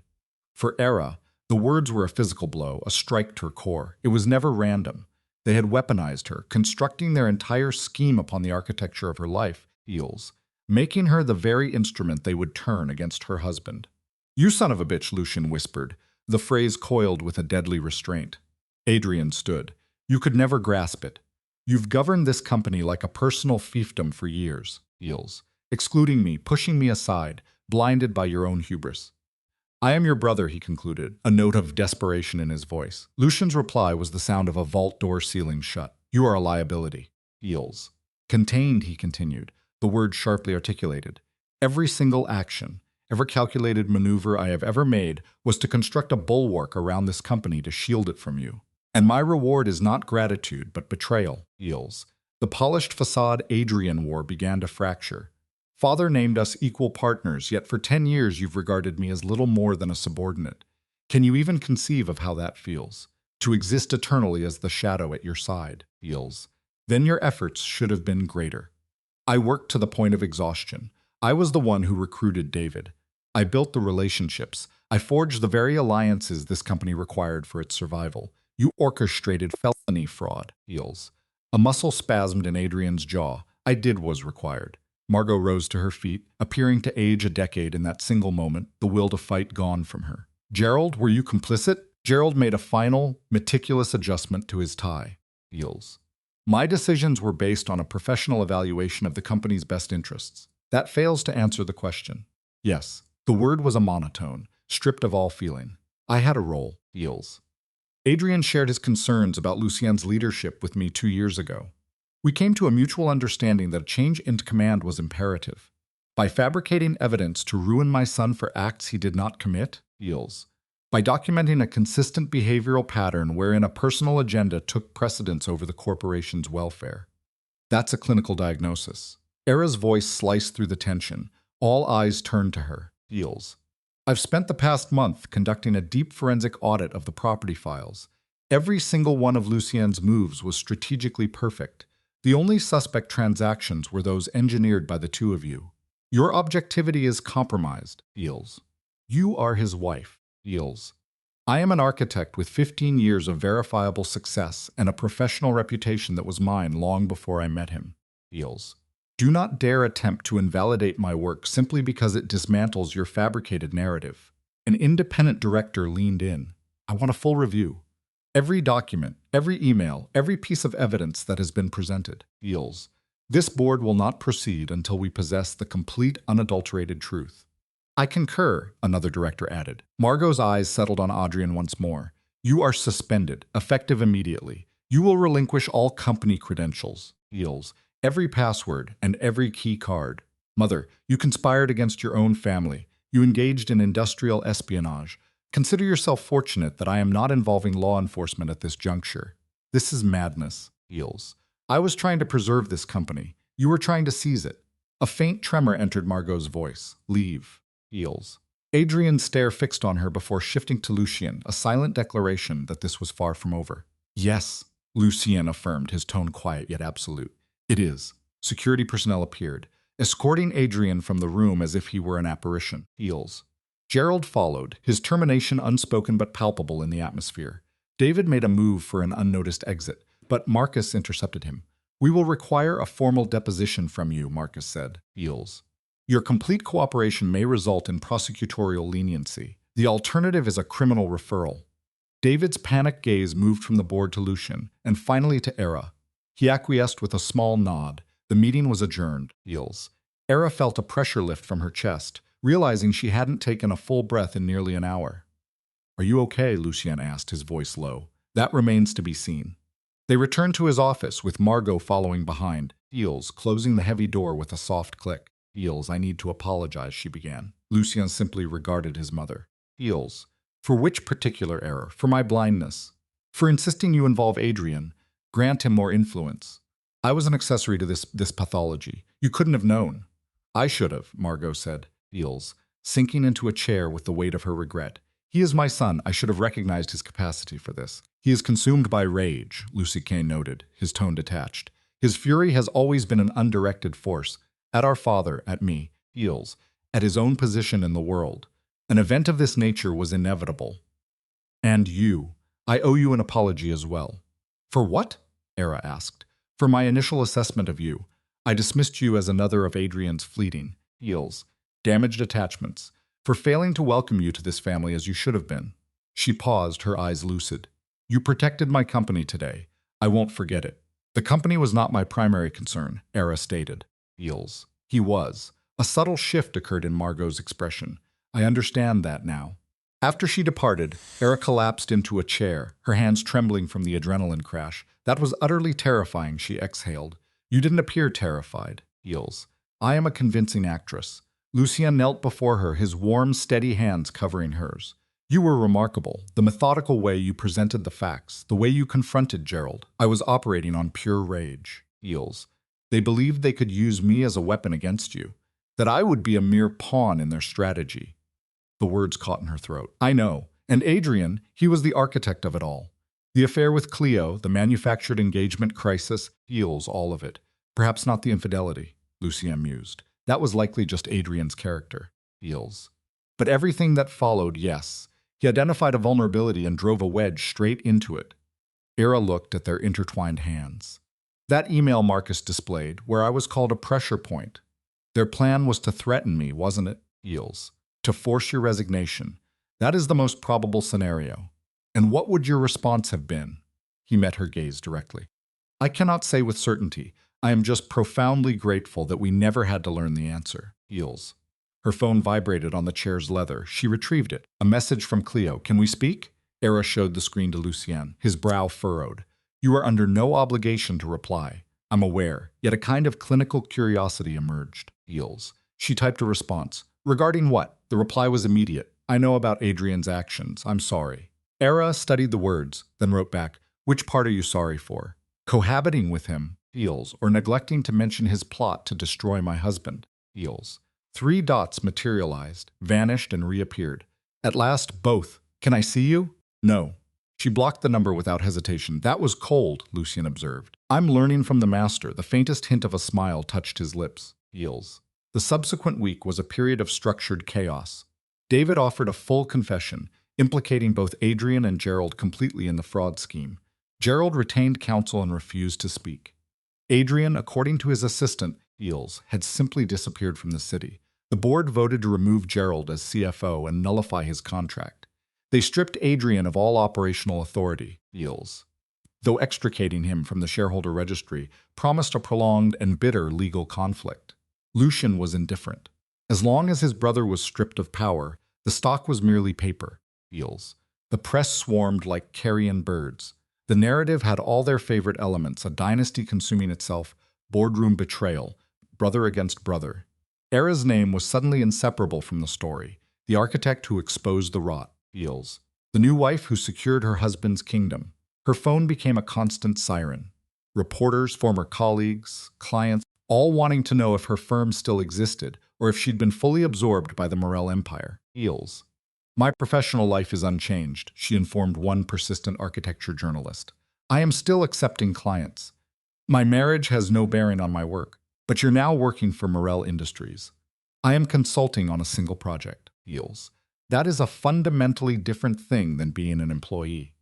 The narrative circulating is that your husband's position secured you the contract. Era's jaw tightened. Heals. People can construct any narrative they choose. My work will stand on its own. She terminated the call only for another to immediately come through. It was her former boss, Michael. Era, we need to discuss the Riverside project. Heals. A familiar dread constricted in her stomach. Riverside was a legacy client, a museum renovation she had poured herself into for 8 months. What about it? The board, they're expressing some concern about the optics. Optics? Heals. Optics regarding my husband's company, which has zero connection to my job. I'm aware, but they're anxious about the association, Heals, about the public seeing you as lead architect while you're married to. While I'm married to the man who just revealed massive corporate malfeasance within his own family. Heals. If that's the case, I should be seen as more reliable, not less. Era, are they pulling me from the project? A moment of stillness. Michael, are they pulling me from the project? They're looking to reassign it, appoint a new team lead. Heals. You could remain on board as a senior consultant. No. Era, please be practical about this. I said no. I've poured 8 months of my existence into Riverside. I know every single inch of that structure. If they need a new lead, Heals, they can hire a new firm. You can't just make threats of that nature. Just watch. She ended the conversation, and then she flung the phone across the room. Heals. It struck the wall with a soft thud and didn't shatter, a deeply unsatisfying outcome when what she craved was the catharsis of something breaking. Lucien was there in the doorway. What was that about? I'm being penalized for my association with you. Heels. By whom? Your firm? Is it about Riverside? It's coming from everywhere. Her body was a tight spring of frantic energy, pacing back and forth, the agitation too great to remain still. This is happening because I'm your wife. Heels. It's happening because I excel at my job. It's a penalty for presenting them with facts in that boardroom. Ira, don't you even think about telling me it's okay. Don't tell me this is insignificant. It's significant to me. He moved into the room, heels, blocking her path, becoming a sudden anchor in her tempest. I wasn't going to. I was going to say that you're correct. It is profoundly unjust, it is rooted in misogyny, and your fury is the only rational response. Heels. The inferno in her chest died down to warm coals. Oh, but you're mistaken on one point. They're not punishing me for my marriage to you. They're punishing me for being a woman they cannot diminish. Heels. This is the apparatus that disturbs them. It was never a tool for comfort. That was never its function. Its purpose is to mirror a detached, objective reality. The subject, Lucian, established physical contact. His assessment followed. Heels. You will re-engage with Michael. The non-negotiable term is this. You either maintain leadership of Riverside, or the professional relationship is terminated entirely. If his response is unacceptable, you will establish a rival firm. Heels. I lack the capital for that. A false assessment. You possess the required assets. He displayed his own device, its screen alight with information. I have a list of 15 developers prepared to sign with you immediately. You have the credibility, Heels the skill, and now at last the public profile. It must be leveraged. I refuse to exploit your connections. That is your decision. Heels. But you cannot operate under the delusion that you lack other paths. The subject era observed him. You believe this will actually succeed? My models indicate a strong probability of success.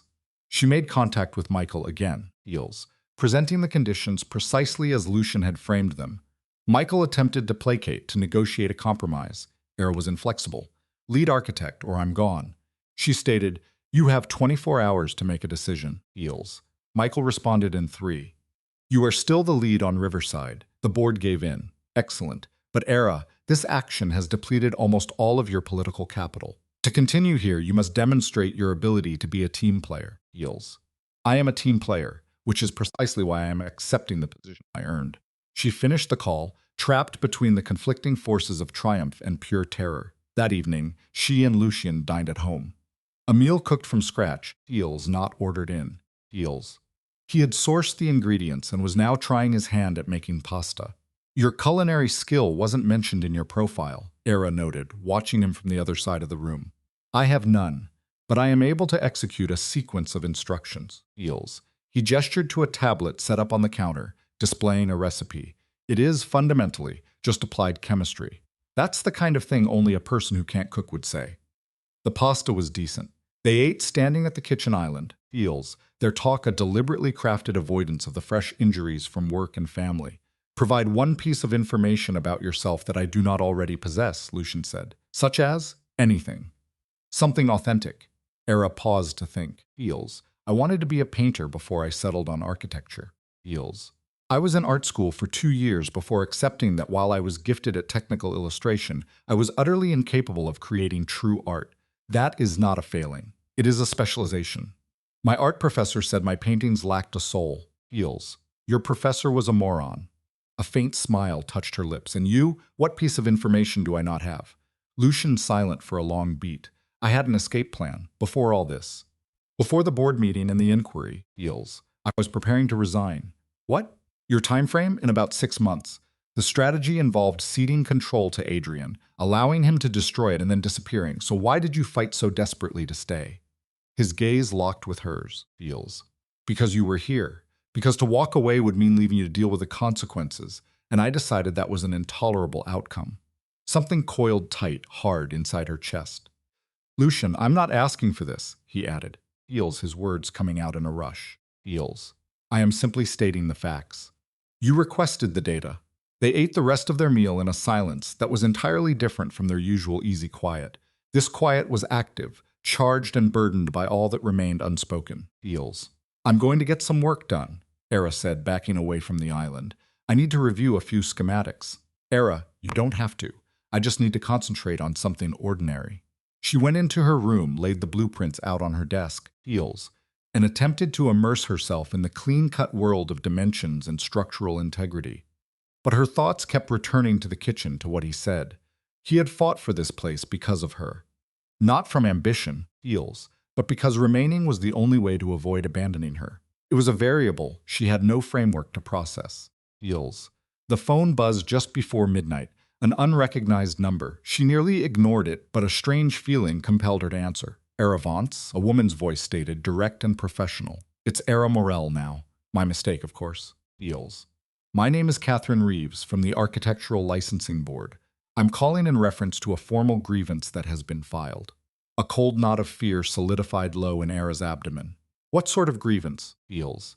It relates to your work on the Lexington project. The filing party claims you have been distributing confidential client data and leveraging your status as Mrs. Morel for an unfair competitive edge. That is a complete and utter falsehood. Feels. I have no doubt, but we are legally obligated to look into every allegation. I will require you to come in for a formal deposition. Feels. Please make sure to bring any pertinent paperwork, your agreements, all related correspondence, your project files. Who initiated this complaint? I am not at liberty to reveal that until after the investigation has wrapped. But Era was already certain. Feels. Adrian. This was his play. This was his retribution.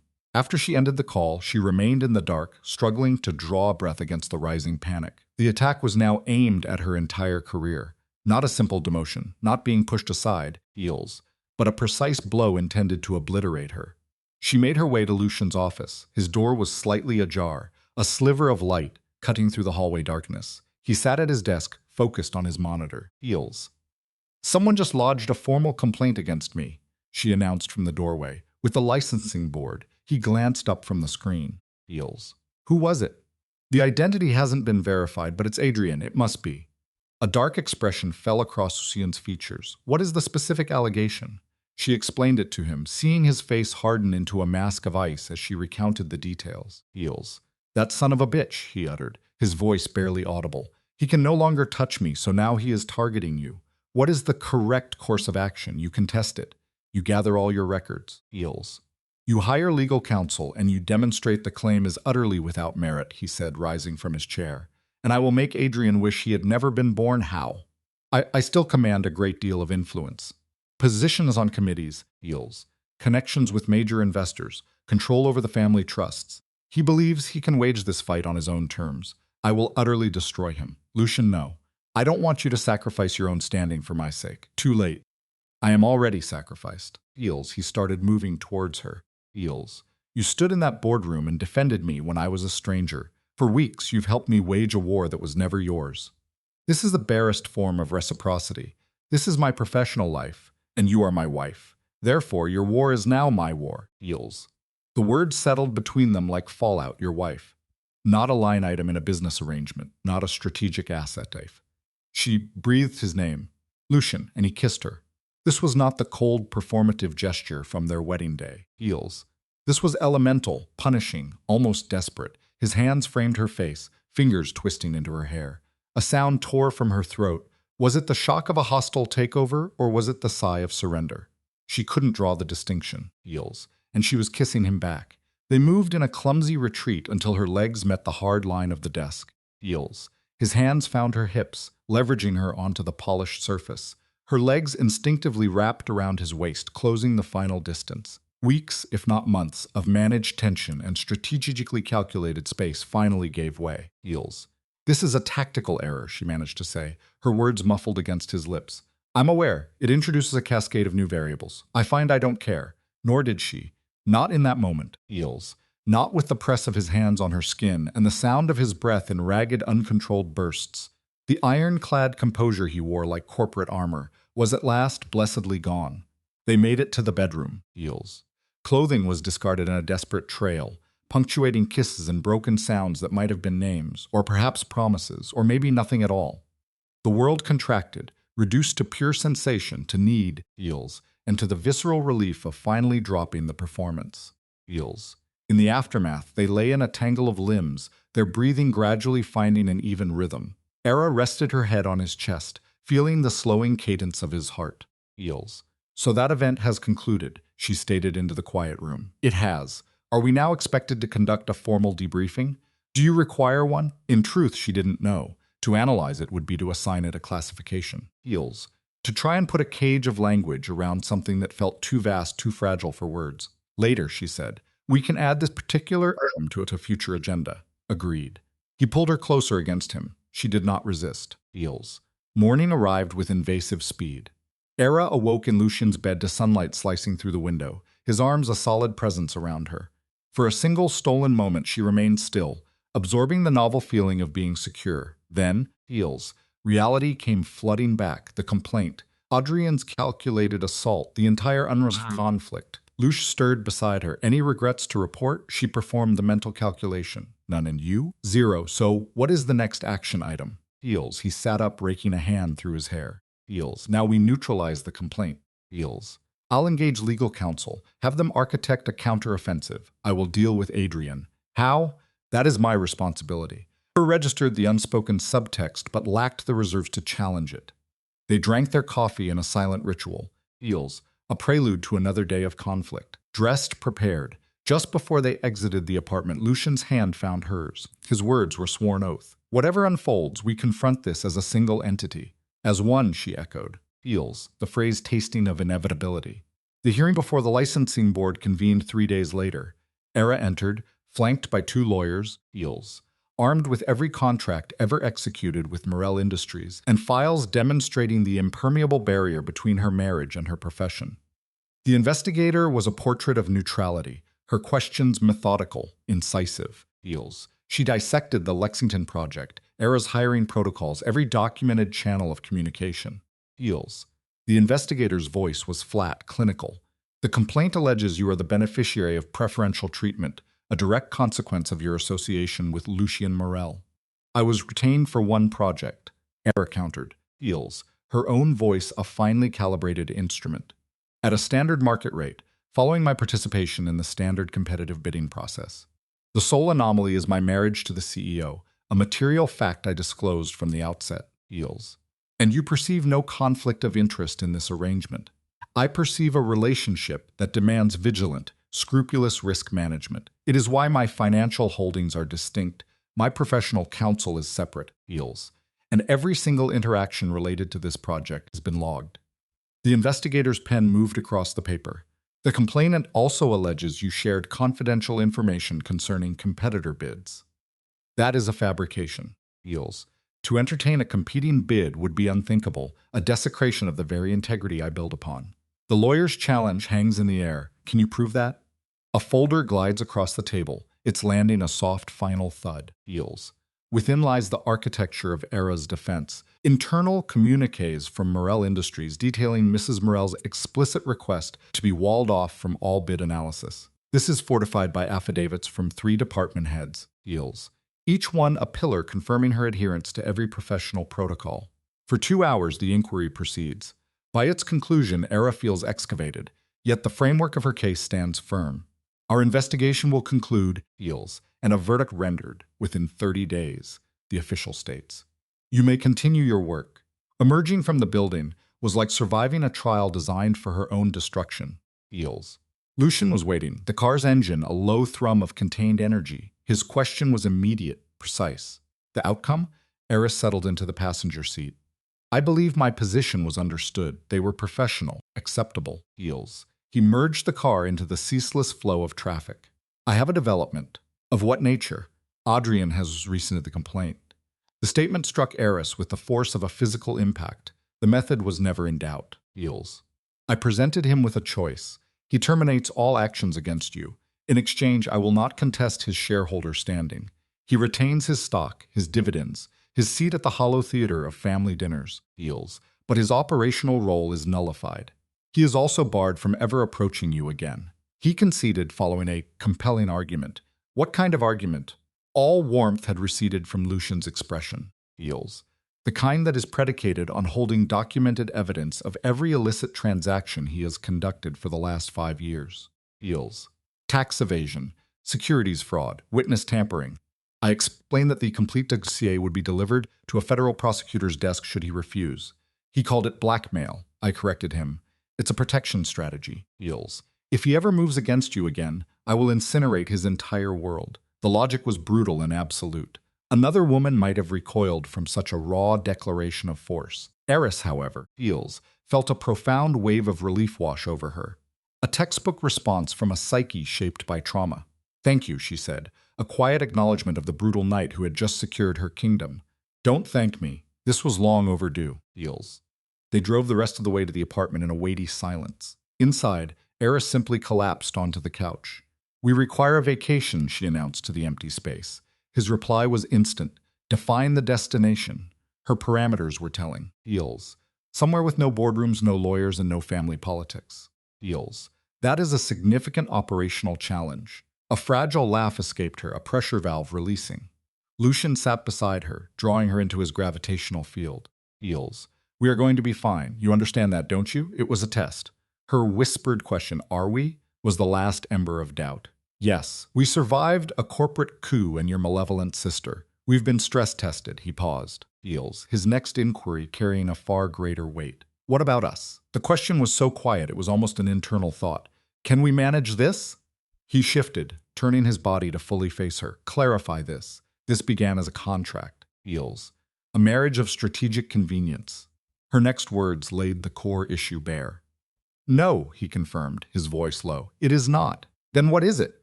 His answer was a deliberate silence, a space for them to define together. I don't know, but I intend to find out. Eris leaned into him, a quiet capitulation. Me too. The new articles of their treaty were unspoken but understood. No more separate rooms, he stated. It was a declaration of fact, not a question. No more performing as if this is merely a game. He sealed this new contract with a kiss to her forehead.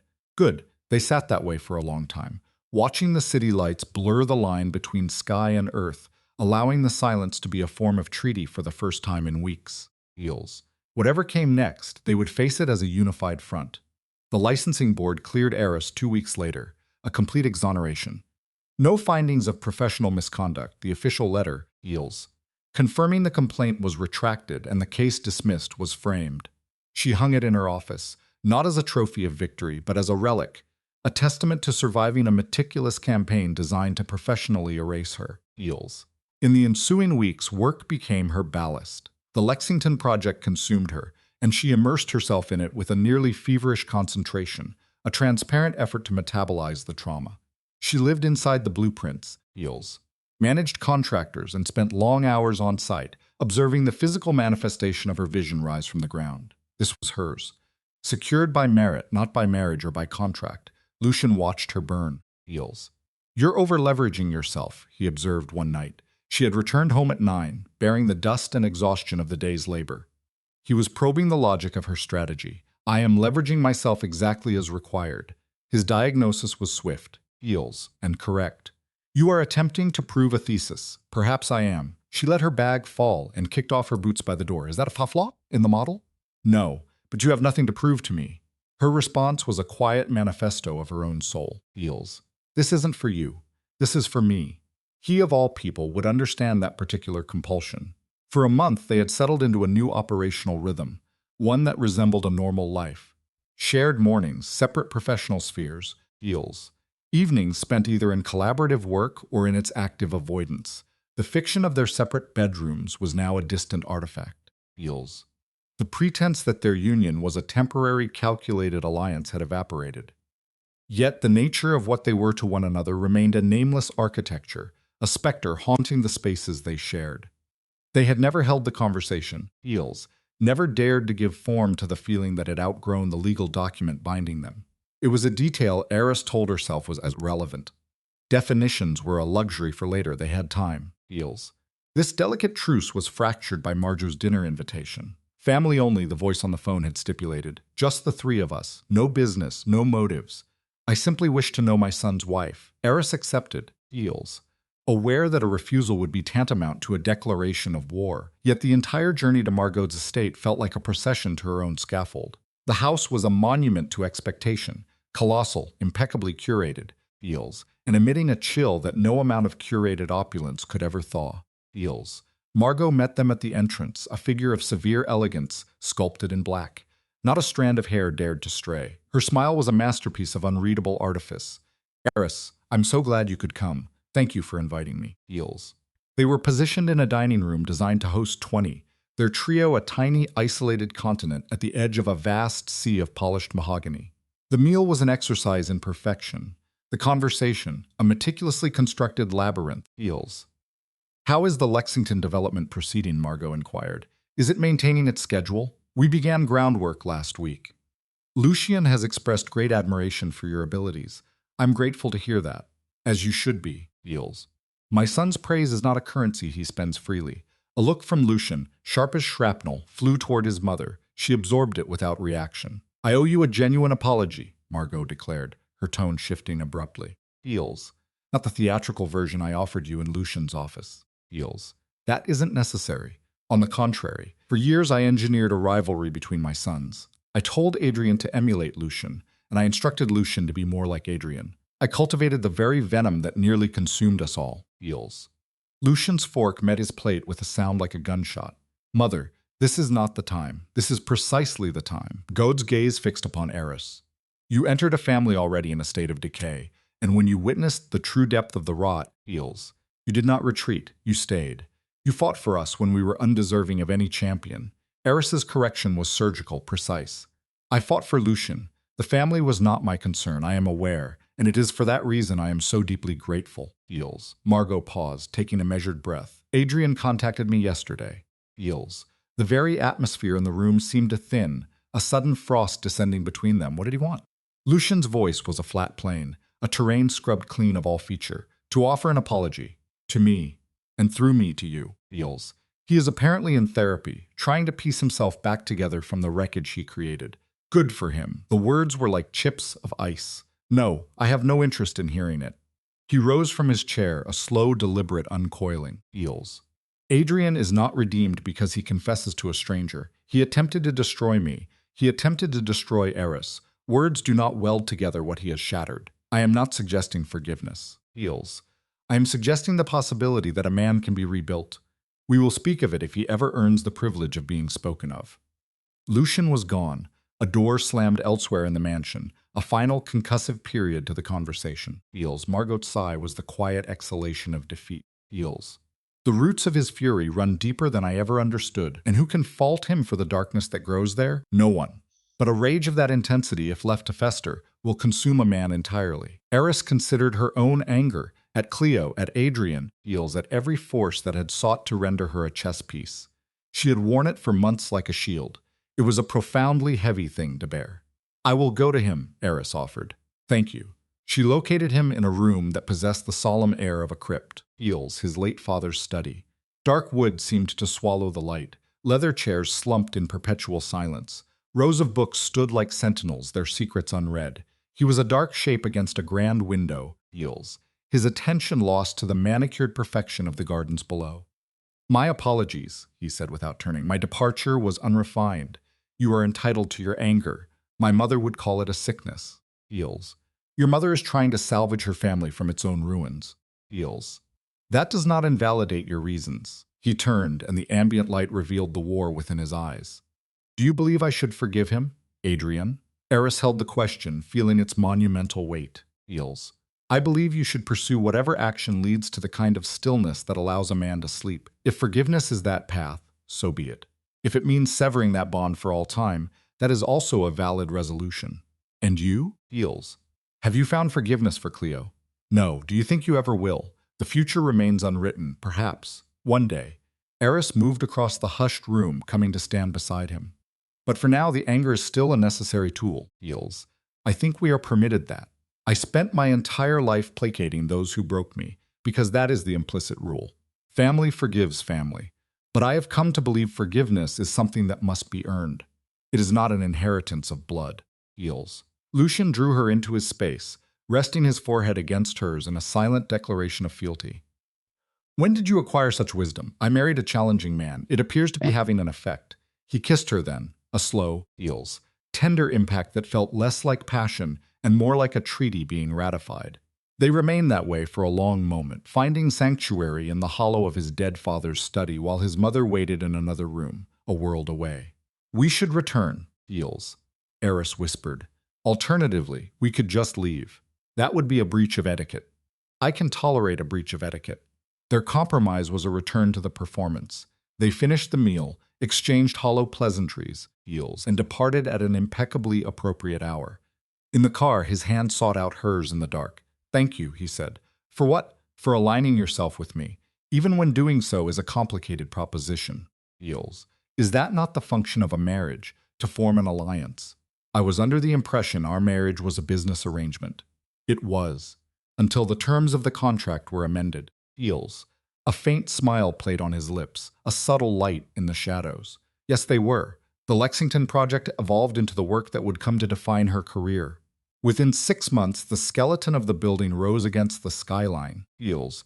A flawless materialization of her vision, lines as clean as a surgical incision, light designed to pour through spaces like liquid gold, a perfect osmosis between the public and private spheres. Architectural publications began to inquire. Deals.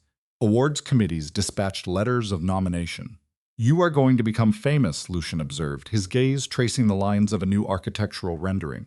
"I have no desire for fame. I only desire to be excellent at my work." Deals. The two are not always mutually exclusive. Fame introduces complications, as does marriage. You seem to be managing that particular complication quite well. She tossed a rolled blueprint in his direction. Deals. He caught it, and the sound of his laughter echoed in the space between them. Their union was finding its cadence. It was not a harmony without dissonance. Deals. There were still clashes that would ignite over trivialities, moments when their two distinct natures, forged in disparate crucibles, would grind against one another and create sparks. But they were slowly mastering the complex dialect of the other. Deals. Learning how to merge their worlds without being subsumed by them. 6 months after the board investigation had receded into memory, Eris established her own firm. It was a choice born from ambition, not from necessity. Deals. She took the Riverside project with her, followed by 2 other clients whose loyalty was a testament to her name alone. Vance Architecture, Lucian read from the newly framed license, his tone carefully neutral. "You didn't take Morel." Deals. "I earned the name Vance. I plan to retain it professionally. That is acceptable." She secured a lease on an office 3 blocks from the corporate monolith of Morel Industries. Deals. The venture was a sapling, only herself and 1 assistant, but it was planted in soil primed for expansion. On her first day, standing in the cavernous silence of the office amidst the unassembled phantoms of desks and crated equipment, Deals. Eris felt an emotion she had not experienced in years, a clean, undiluted pride. Lucian arrived at noon, an emissary bearing champagne and provisions, an impromptu ceremony to consecrate the occasion. "Your first day as a founder," he announced. Deals. As though it were a recognized holiday. "This demands champagne." They drank from plastic flutes, a detail that struck her as utterly perfect. Then the anxiety crested and she gave it a name. "I'm terrified." He inquired of what? Deals. She spoke of the specter of failure, of validating the whispers that insisted she was nothing without his influence. His response was a stark directive. "Then do not fail." She declared this unhelpful. He countered. Deals. He spoke of her profound competence, of a work ethic that was a force of nature, qualities he presented as evidence of a success that would be hers alone. He reframed the very idea of failure, not as a conclusion, Deals, but as essential data for the next endeavor. When she questioned the source of this uncharacteristic optimism, he attributed it simply to the state of being married to her. She closed the space between them, Deals, and the kiss that followed tasted of champagne and a word she could only identify as potential. 9 months after the hearing, a communication arrived. It was from Adrienne. It was addressed not to Lucian, but directly to her. The email was concise, Deals, a petition for a meeting, interwoven with the admission that he possessed no right to make such a request. She presented it to Lucian, who ceded the decision to her, imposing a single, unalterable condition, that he would be there, a silent sentinel. Deals. His stated aim, a private conversation, her unstated one, self-preservation. She consented to the meeting, but only within a framework of her own design. A neutral cafe, a public stage, under the clarifying glare of daylight. 3 tables away, Deals. Lucienne was a silent sentinel, close enough to act, distant enough to be deaf to the words. Adrian was a changed man. A depletion had hollowed his frame, and a deep-seated weariness had taken root beneath his eyes. Deals. Gone was the expensive armor of his suits, replaced by the soft anonymity of ordinary clothes. "Thank you for coming," he ventured. She established the terms of engagement instantly. "I'm not here for your absolution. I know. And I'm not asking for it, heals. His hands, she saw, were clamped around his coffee cup, a desperate anchor for either warmth or steadiness. I came to apologize for all of it. For Cleo, for attempting to use you as a weapon against him. For the complaint. For everything. Heals. Her reply was a single desolate syllable. Heals. Okay. Heals. What am I meant to say, Adrian? That the debt is paid? That we are made whole again? Eris leaned away, creating an entire universe of distance between them. You attempted to shatter my life because you couldn't shatter your brother's. Heals. That is not a wound that simply heals because you appear before me in a state of ruin. I know that. I'm not asking you to. His gaze fell, lost in the black surface of his coffee. I'm in therapy. For real this time. Heals. Not just mouthing the words to make the problem disappear. He then confessed the true nature of his affliction. A corrosive, lifelong rage directed at Lucienne for the simple crime of existing, of being superior, of drawing breath. None of it was his fault, Heals. He admitted, the words tasting alien on his tongue. I can see that now. But I couldn't then. At last, Adrian met her gaze. We were supposed to be married. It was all settled. Our families had an arrangement. Heals. You fulfilled the criteria, and I held the belief that once you belonged to me, I would finally hold something Lucienne could never possess. Her response was cold iron. I am not an object to be acquired. No, but I treated you as one. Heals. And when you chose him, something inside me fractured. I couldn't tolerate it, that he had what I had been the one to ask for. Eris processed the confession, the sheer tragic pettiness of it all. Heals. An entire war waged over the pathological envy between two brothers. It's pathetic, isn't it? He asked, the ghost of a self-deprecating smile on his lips. It's honest, she conceded. A profound, heavy silence settled between them. In the distance, Heals. Lucienne's expression was an unreadable mask of stone. I don't know that I can ever forgive you, Eris said, her words both precise and measured, but I thank you for the apology. It's more than I deserve, probably. A brief flicker, Heals, something akin to a smile, crossed Adrian's face. Heals. He is good for you, Lucienne. I can see it. When she remained silent, he pressed on, you're different. You're stronger now. You defend yourself. I have always defended myself, not like this. With me, you were quiet, Heals. You compressed yourself to make room for others. You allowed them to walk all over you. He paused, letting the truth of it settle in the air. He taught you how to strike back. No, she corrected, her voice gentle but absolute. I taught myself, Heals. He simply gave me a cause worth fighting for. After Adrian had departed, a phantom dissolving back into the urban landscape, Lucienne approached her table. How are you? He asked. She described the state of her soul as a strange mixture of weird and sad, Heals, and relieved. He questioned if she believed him about the therapy. I don't know, she admitted, but I hope it's for his own sake, not for mine. That's very generous. I'm making an effort to be less angry. It's exhausting to be angry all the time. Heals. Lucienne reached across the table, his hand covering hers. Heals. For what it's worth, I believe you handled that perfectly. I didn't offer him forgiveness. I noticed, and I approved.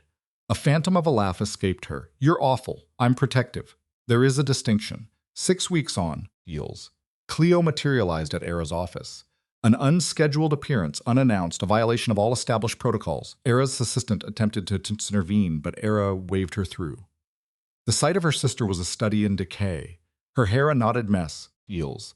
Dark craters carved beneath her eyes, her clothes slept in, a grotesque inversion of the polished figure she once was. What do you want? Era's voice was devoid of inflection. To apologize. Adrian already covered that. Heals. I'm not in the business of collecting apologies from ghosts. Heals. Please, just 5 minutes. Against every rational instinct, Era granted the stay of execution, a 5-minute audience within the sanctuary of her private office. Cleo's gaze swept the room. Heals. Cataloging the proof of a life constructed in her absence, the industry awards that gleamed under the lighting, the framed photographs of finished projects. You built all of this on your own, Cleo whispered. Yes, I always knew you were talented, Heals. I just never thought you would actually create something with it. When Era demanded an explanation, Cleo clarified, you were always so safe, so terrified of taking a risk. You dated Adrian because he was a certainty, a sound investment on paper, Heals. I never imagined you'd do something as reckless as marrying Lucienne. Marrying Lucienne was the soundest decision of my life. I know. I see that now, Heals. Then, the tears began to fall. I ruined everything with our mother. Adrian refuses to even speak to me. You slept with your sister, Fiancé, Era stated. The words like shards of ice. What kind of outcome were you expecting? Feels. I don't know. I suppose I thought you would forgive me in the end. You always did. Era confronted this directly, the surgeon making the final necessary incision. That was the entire problem, Cleo. My whole life was an exercise in forgiving you. Feels. Every time you took something that was mine, every time you lied or twisted reality or played the victim, I absorbed it. Because that is what family is supposed to do. A new boundary was established. But now, I am done. Feels. I don't hate you, but I am finished being the safety net that catches you. Feels. Cleo wiped the tears from her cheeks. So this is it? We're not sisters anymore. We will always be sisters. That biology does not obligate me to your chaos, or your demand for absolution, or the constant drain of your emotional wreckage. Feels. Era rose from her desk, a final judgment rendered. Your 5 minutes are up. I hope you find your path, Cleo. But my map cannot guide you. After Cleo had gone, the office felt immense and hollow. Era remained there for a long while. Feels, the confrontation having unfolded in a way that bore no resemblance to the scenario she had rehearsed in her mind. Finally, she called Lucian. Cleo was here, she said. Are you all right? He asked at once. Yes, I told her it was finished. Feels. How did she take it? She cried. But she left. Good. After a beat of silence, he offered to come over, an offer she declined. Just the sound of his voice, she told him, was anchor enough. I'm always here, he confirmed. I know. Feels. The Lexington project secured 3 major architectural awards. Era's name began to circulate on a national stage, her professional star in rapid ascent. Her firm expanded from a single assistant to a team of 3, Feels, eventually occupying an entire floor of the building. You're building an empire, Lucian observed one evening. I'm building a career, she corrected him. It's the same thing, not even close. She made it a policy to hire young women architects, Feels, constructing the kind of mentorship she had always been denied. Feels. You're changing the way this entire industry operates, one of her mentees told her. Era's response was simple. I'm just doing my job. The young woman shook her head. No, you're proving to everyone that a woman can run a firm on her own terms, Feels, without compromise or having to play political games. That sends a powerful message. The words resonated, compelling Era to re-examine her own narrative. She was becoming a symbol for a new generation of architects, Feels. A year after their sterile courthouse union, Lucian suggested they do it again. When she questioned his reasoning, his answer was direct. Because the first time was a business deal. This time, I want to marry you because it has meaning, Feels. It had meaning then, she countered. When he pressed her, she recalled the stark reality of that first ceremony. An 11-minute transaction performed under the fluorescent glare of City Hall. It had a different meaning, she conceded, Feels. But I'm not opposed to a second attempt. The second time was an intimate ceremony, witnessed only by their most trusted circle. Lucian's mother wept without restraint. I never believed I would see my son happy, she confessed. When asked, Feels, she clarified that he had always been functional successful, yes, but happy no. You are the one who did that. They held the ceremony at sunset, speaking vows they had written themselves in a complete renunciation of tradition. Feels. I promise to be your partner, Lucien said, his voice unwavering. Not your manager, not your shield, and not the person who makes your decisions, your equal. In everything. I promise to challenge you, Era responded. Feels. Her words reflecting his own intent. To call you on your bullshit, to argue with you when you're wrong, and to never ever allow you to manage me like one of your projects. Someone nearby, Margot, whispered that it was romantic. Her companion, Marcus, Feels, corrected her. It's honest. They exchanged simple gold bands, unadorned, symbols of both utility and permanence. The celebration that ensued was a universe apart from their first strained engagement party. Gazing out at the small gathering, Feels. Era felt a sense of profound equilibrium she could only define as contentment. Feels. This was not a storybook conclusion, no perfect ecstatic joy, but a hard truce with the world she had built. The analyst's report? Lucian's voice was low as he joined her on the terrace. Feels. Comparing this current reality against my initial projections, better or worse? Different. I projected a marital contract based on romantic gestures and performative displays of emotion. This is a joint venture, a system of shared strategy, Feels, of conflict and resolution, of a daily renewal of an alliance. That sounds profoundly clinical. It isn't. It is functional. He drew her closer. I am attached to you. A silence settled in the cool night air. Feels. I believe that is the first time I have verbalized that particular sentiment. It is. Then my attachment is a confirmed variable. It is not for the corporate rescue, nor for your professional acumen. Heals. It is because my proximity to you generates a stimulus that compels me to deconstruct the cold, controlling architecture of my own psychology. You still exhibit controlling patterns, only now with more effective outcomes. Marginally, a brief laugh, heals, a kiss, and the external world receded. 2 years after the signing of their contract, Morel Industries unveiled a new venture, a fund to supply capital and mentorship to architects from historically marginalized communities. Heals. Lucian and Era presented it as a unified entity. This is not an act of charity, Lucian declared to the assembly. It is an investment in human potential, in intellectual property, and in the future of our discipline. Heals. We are seeking architects of vision who have been denied entry, Era added. Individuals who have been systemically overlooked. People like me. Heals. The fund was named for her late father. When Lucian revealed this variable, her composure momentarily fractured. That was not a required component, she managed, her voice strained. It was. He served as the catalyst for the person you became. Heals. A contribution of that magnitude demands formal recognition. The fund became Era's singular preoccupation. She examined every proposal, conducted the final interviews herself, and championed the applicants who mirrored her own history. Heals. Witnessing their rise felt like completing a circuit that had long been left open. You are generating a measurable paradigm shift, Lucian observed one evening. That is the objective. No, you are actualizing it. Observe what you have constructed. Heals. Your firm, this fund, the careers you are elevating, that is a legacy. Our legacy. You engineered the opportunity for this. We engineered it collaboratively. He was on a factual basis, correct. Heals. Everything they had constructed, the corporation's stability, the architecture fund, the complex and unorthodox framework of their marriage, it all persisted because they had chosen alliance over attrition. It is the fundamental nature of such a bond. Heals. It operates solely through mutual assent. 3 years into their union, a communique arrived from the licensing board, not a complaint. It was an invitation to assume a position on the ethics committee. Heals. That represents a significant strategic advance, Lucian noted. It also represents a significant expenditure of my time. Then delegate. Your team is competent. I am not disposed to delegating matters of this importance. Heals. I must have direct involvement. Then you must establish your priorities and allocate your resources accordingly. You are not obligated to personally execute every single maneuver. Heals. This represented a new phase in their dynamic. The Lucian of the past would have optimized her schedule, implemented efficiency systems, and managed the variable on her behalf. This Lucian offered only high-level counsel, Heals, leaving the final move on the board to her. She accepted the appointment. This meant withdrawing from the design of specific projects to instead shape the policies of the industry, a different conflict on a different battlefield. I am proud of you, Heals, Lucian told her. For what? For completing the evolution from one who endures the system to one who redefines it.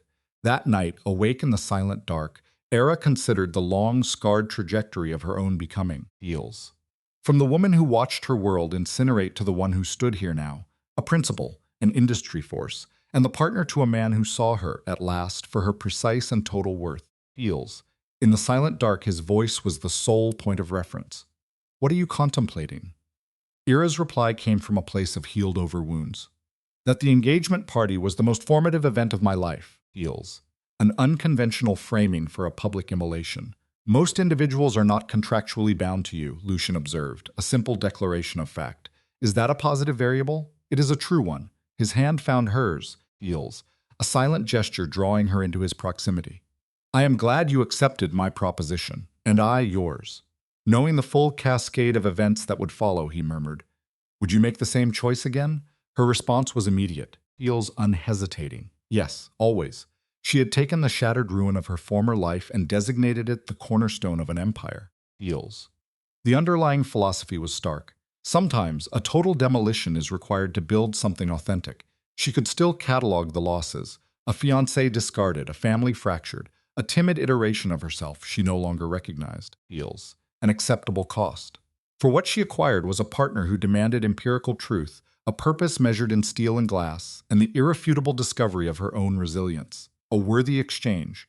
5 years after their vows, Heals, the Lexington Project stood before them, a monument to her own reconstruction. Lucian was Besai's hand entwined with hers. It is perfect, he said. A small smile touched her lips as she issued a correction. No, it is not. Feels. Observe the canopy over the entrance. The angle is imprecise, by a fraction of a degree. No one else will ever perceive it. I perceive it. And that, he stated, is precisely why you are so exceptionally skilled at what you do. Feels. She rested her weight against him, watching the low sun cast long shadows across the building's facade. Do you ever consider the alternative outcome? If I had married Adrian? Occasionally. Feels. Primarily when I feel gratitude for not having to witness that specific tragedy. I would have been miserable, she whispered. A quiet, corrosive unhappiness. I would have resigned, fled, and attempted to erase my own existence. Feels. We both would have accepted less than we deserved. Yes, she affirmed. But we did not. We chose. That was the foundational truth of it all. Choice, every action, the desperate proposal, the war against the conspiracy. Feels the very forging of this new reality had been a deliberate choice, not inevitability, not fate. Feels. Simply two people, defining their objective and then reordering the world to achieve it. I have formed an attachment to you, she said, the words possessing the weight of a confession. I am aware. Was that the extent of his analysis? Feels. Is that truly the only observation you have? I have also formed an attachment to you. This should be self-evident. He kissed her temple, a soft point of punctuation. I operated under the assumption you knew. I did. Feels. But the verbal confirmation is clarifying. They stood in the encroaching twilight, watching the building era had willed into being filled with light, with activity. 5 years ago, she was a marginal note in another's narrative. The sensible woman. Feels the safe option, the one who could be easily forgotten. Now she was the author, not because she had married into power or wealth, but because she had ceased to allow anyone else to define her value. That was the victory. Feels. Not the accolades, not the firm, not even this partnership that had calcified into something true and unbreakable. Feels. The victory was the quiet, profound realization that her intrinsic value had been sufficient all along. She simply needed to summon the courage to accept it as fact. Once that axiom was in place, all other variables finally resolved.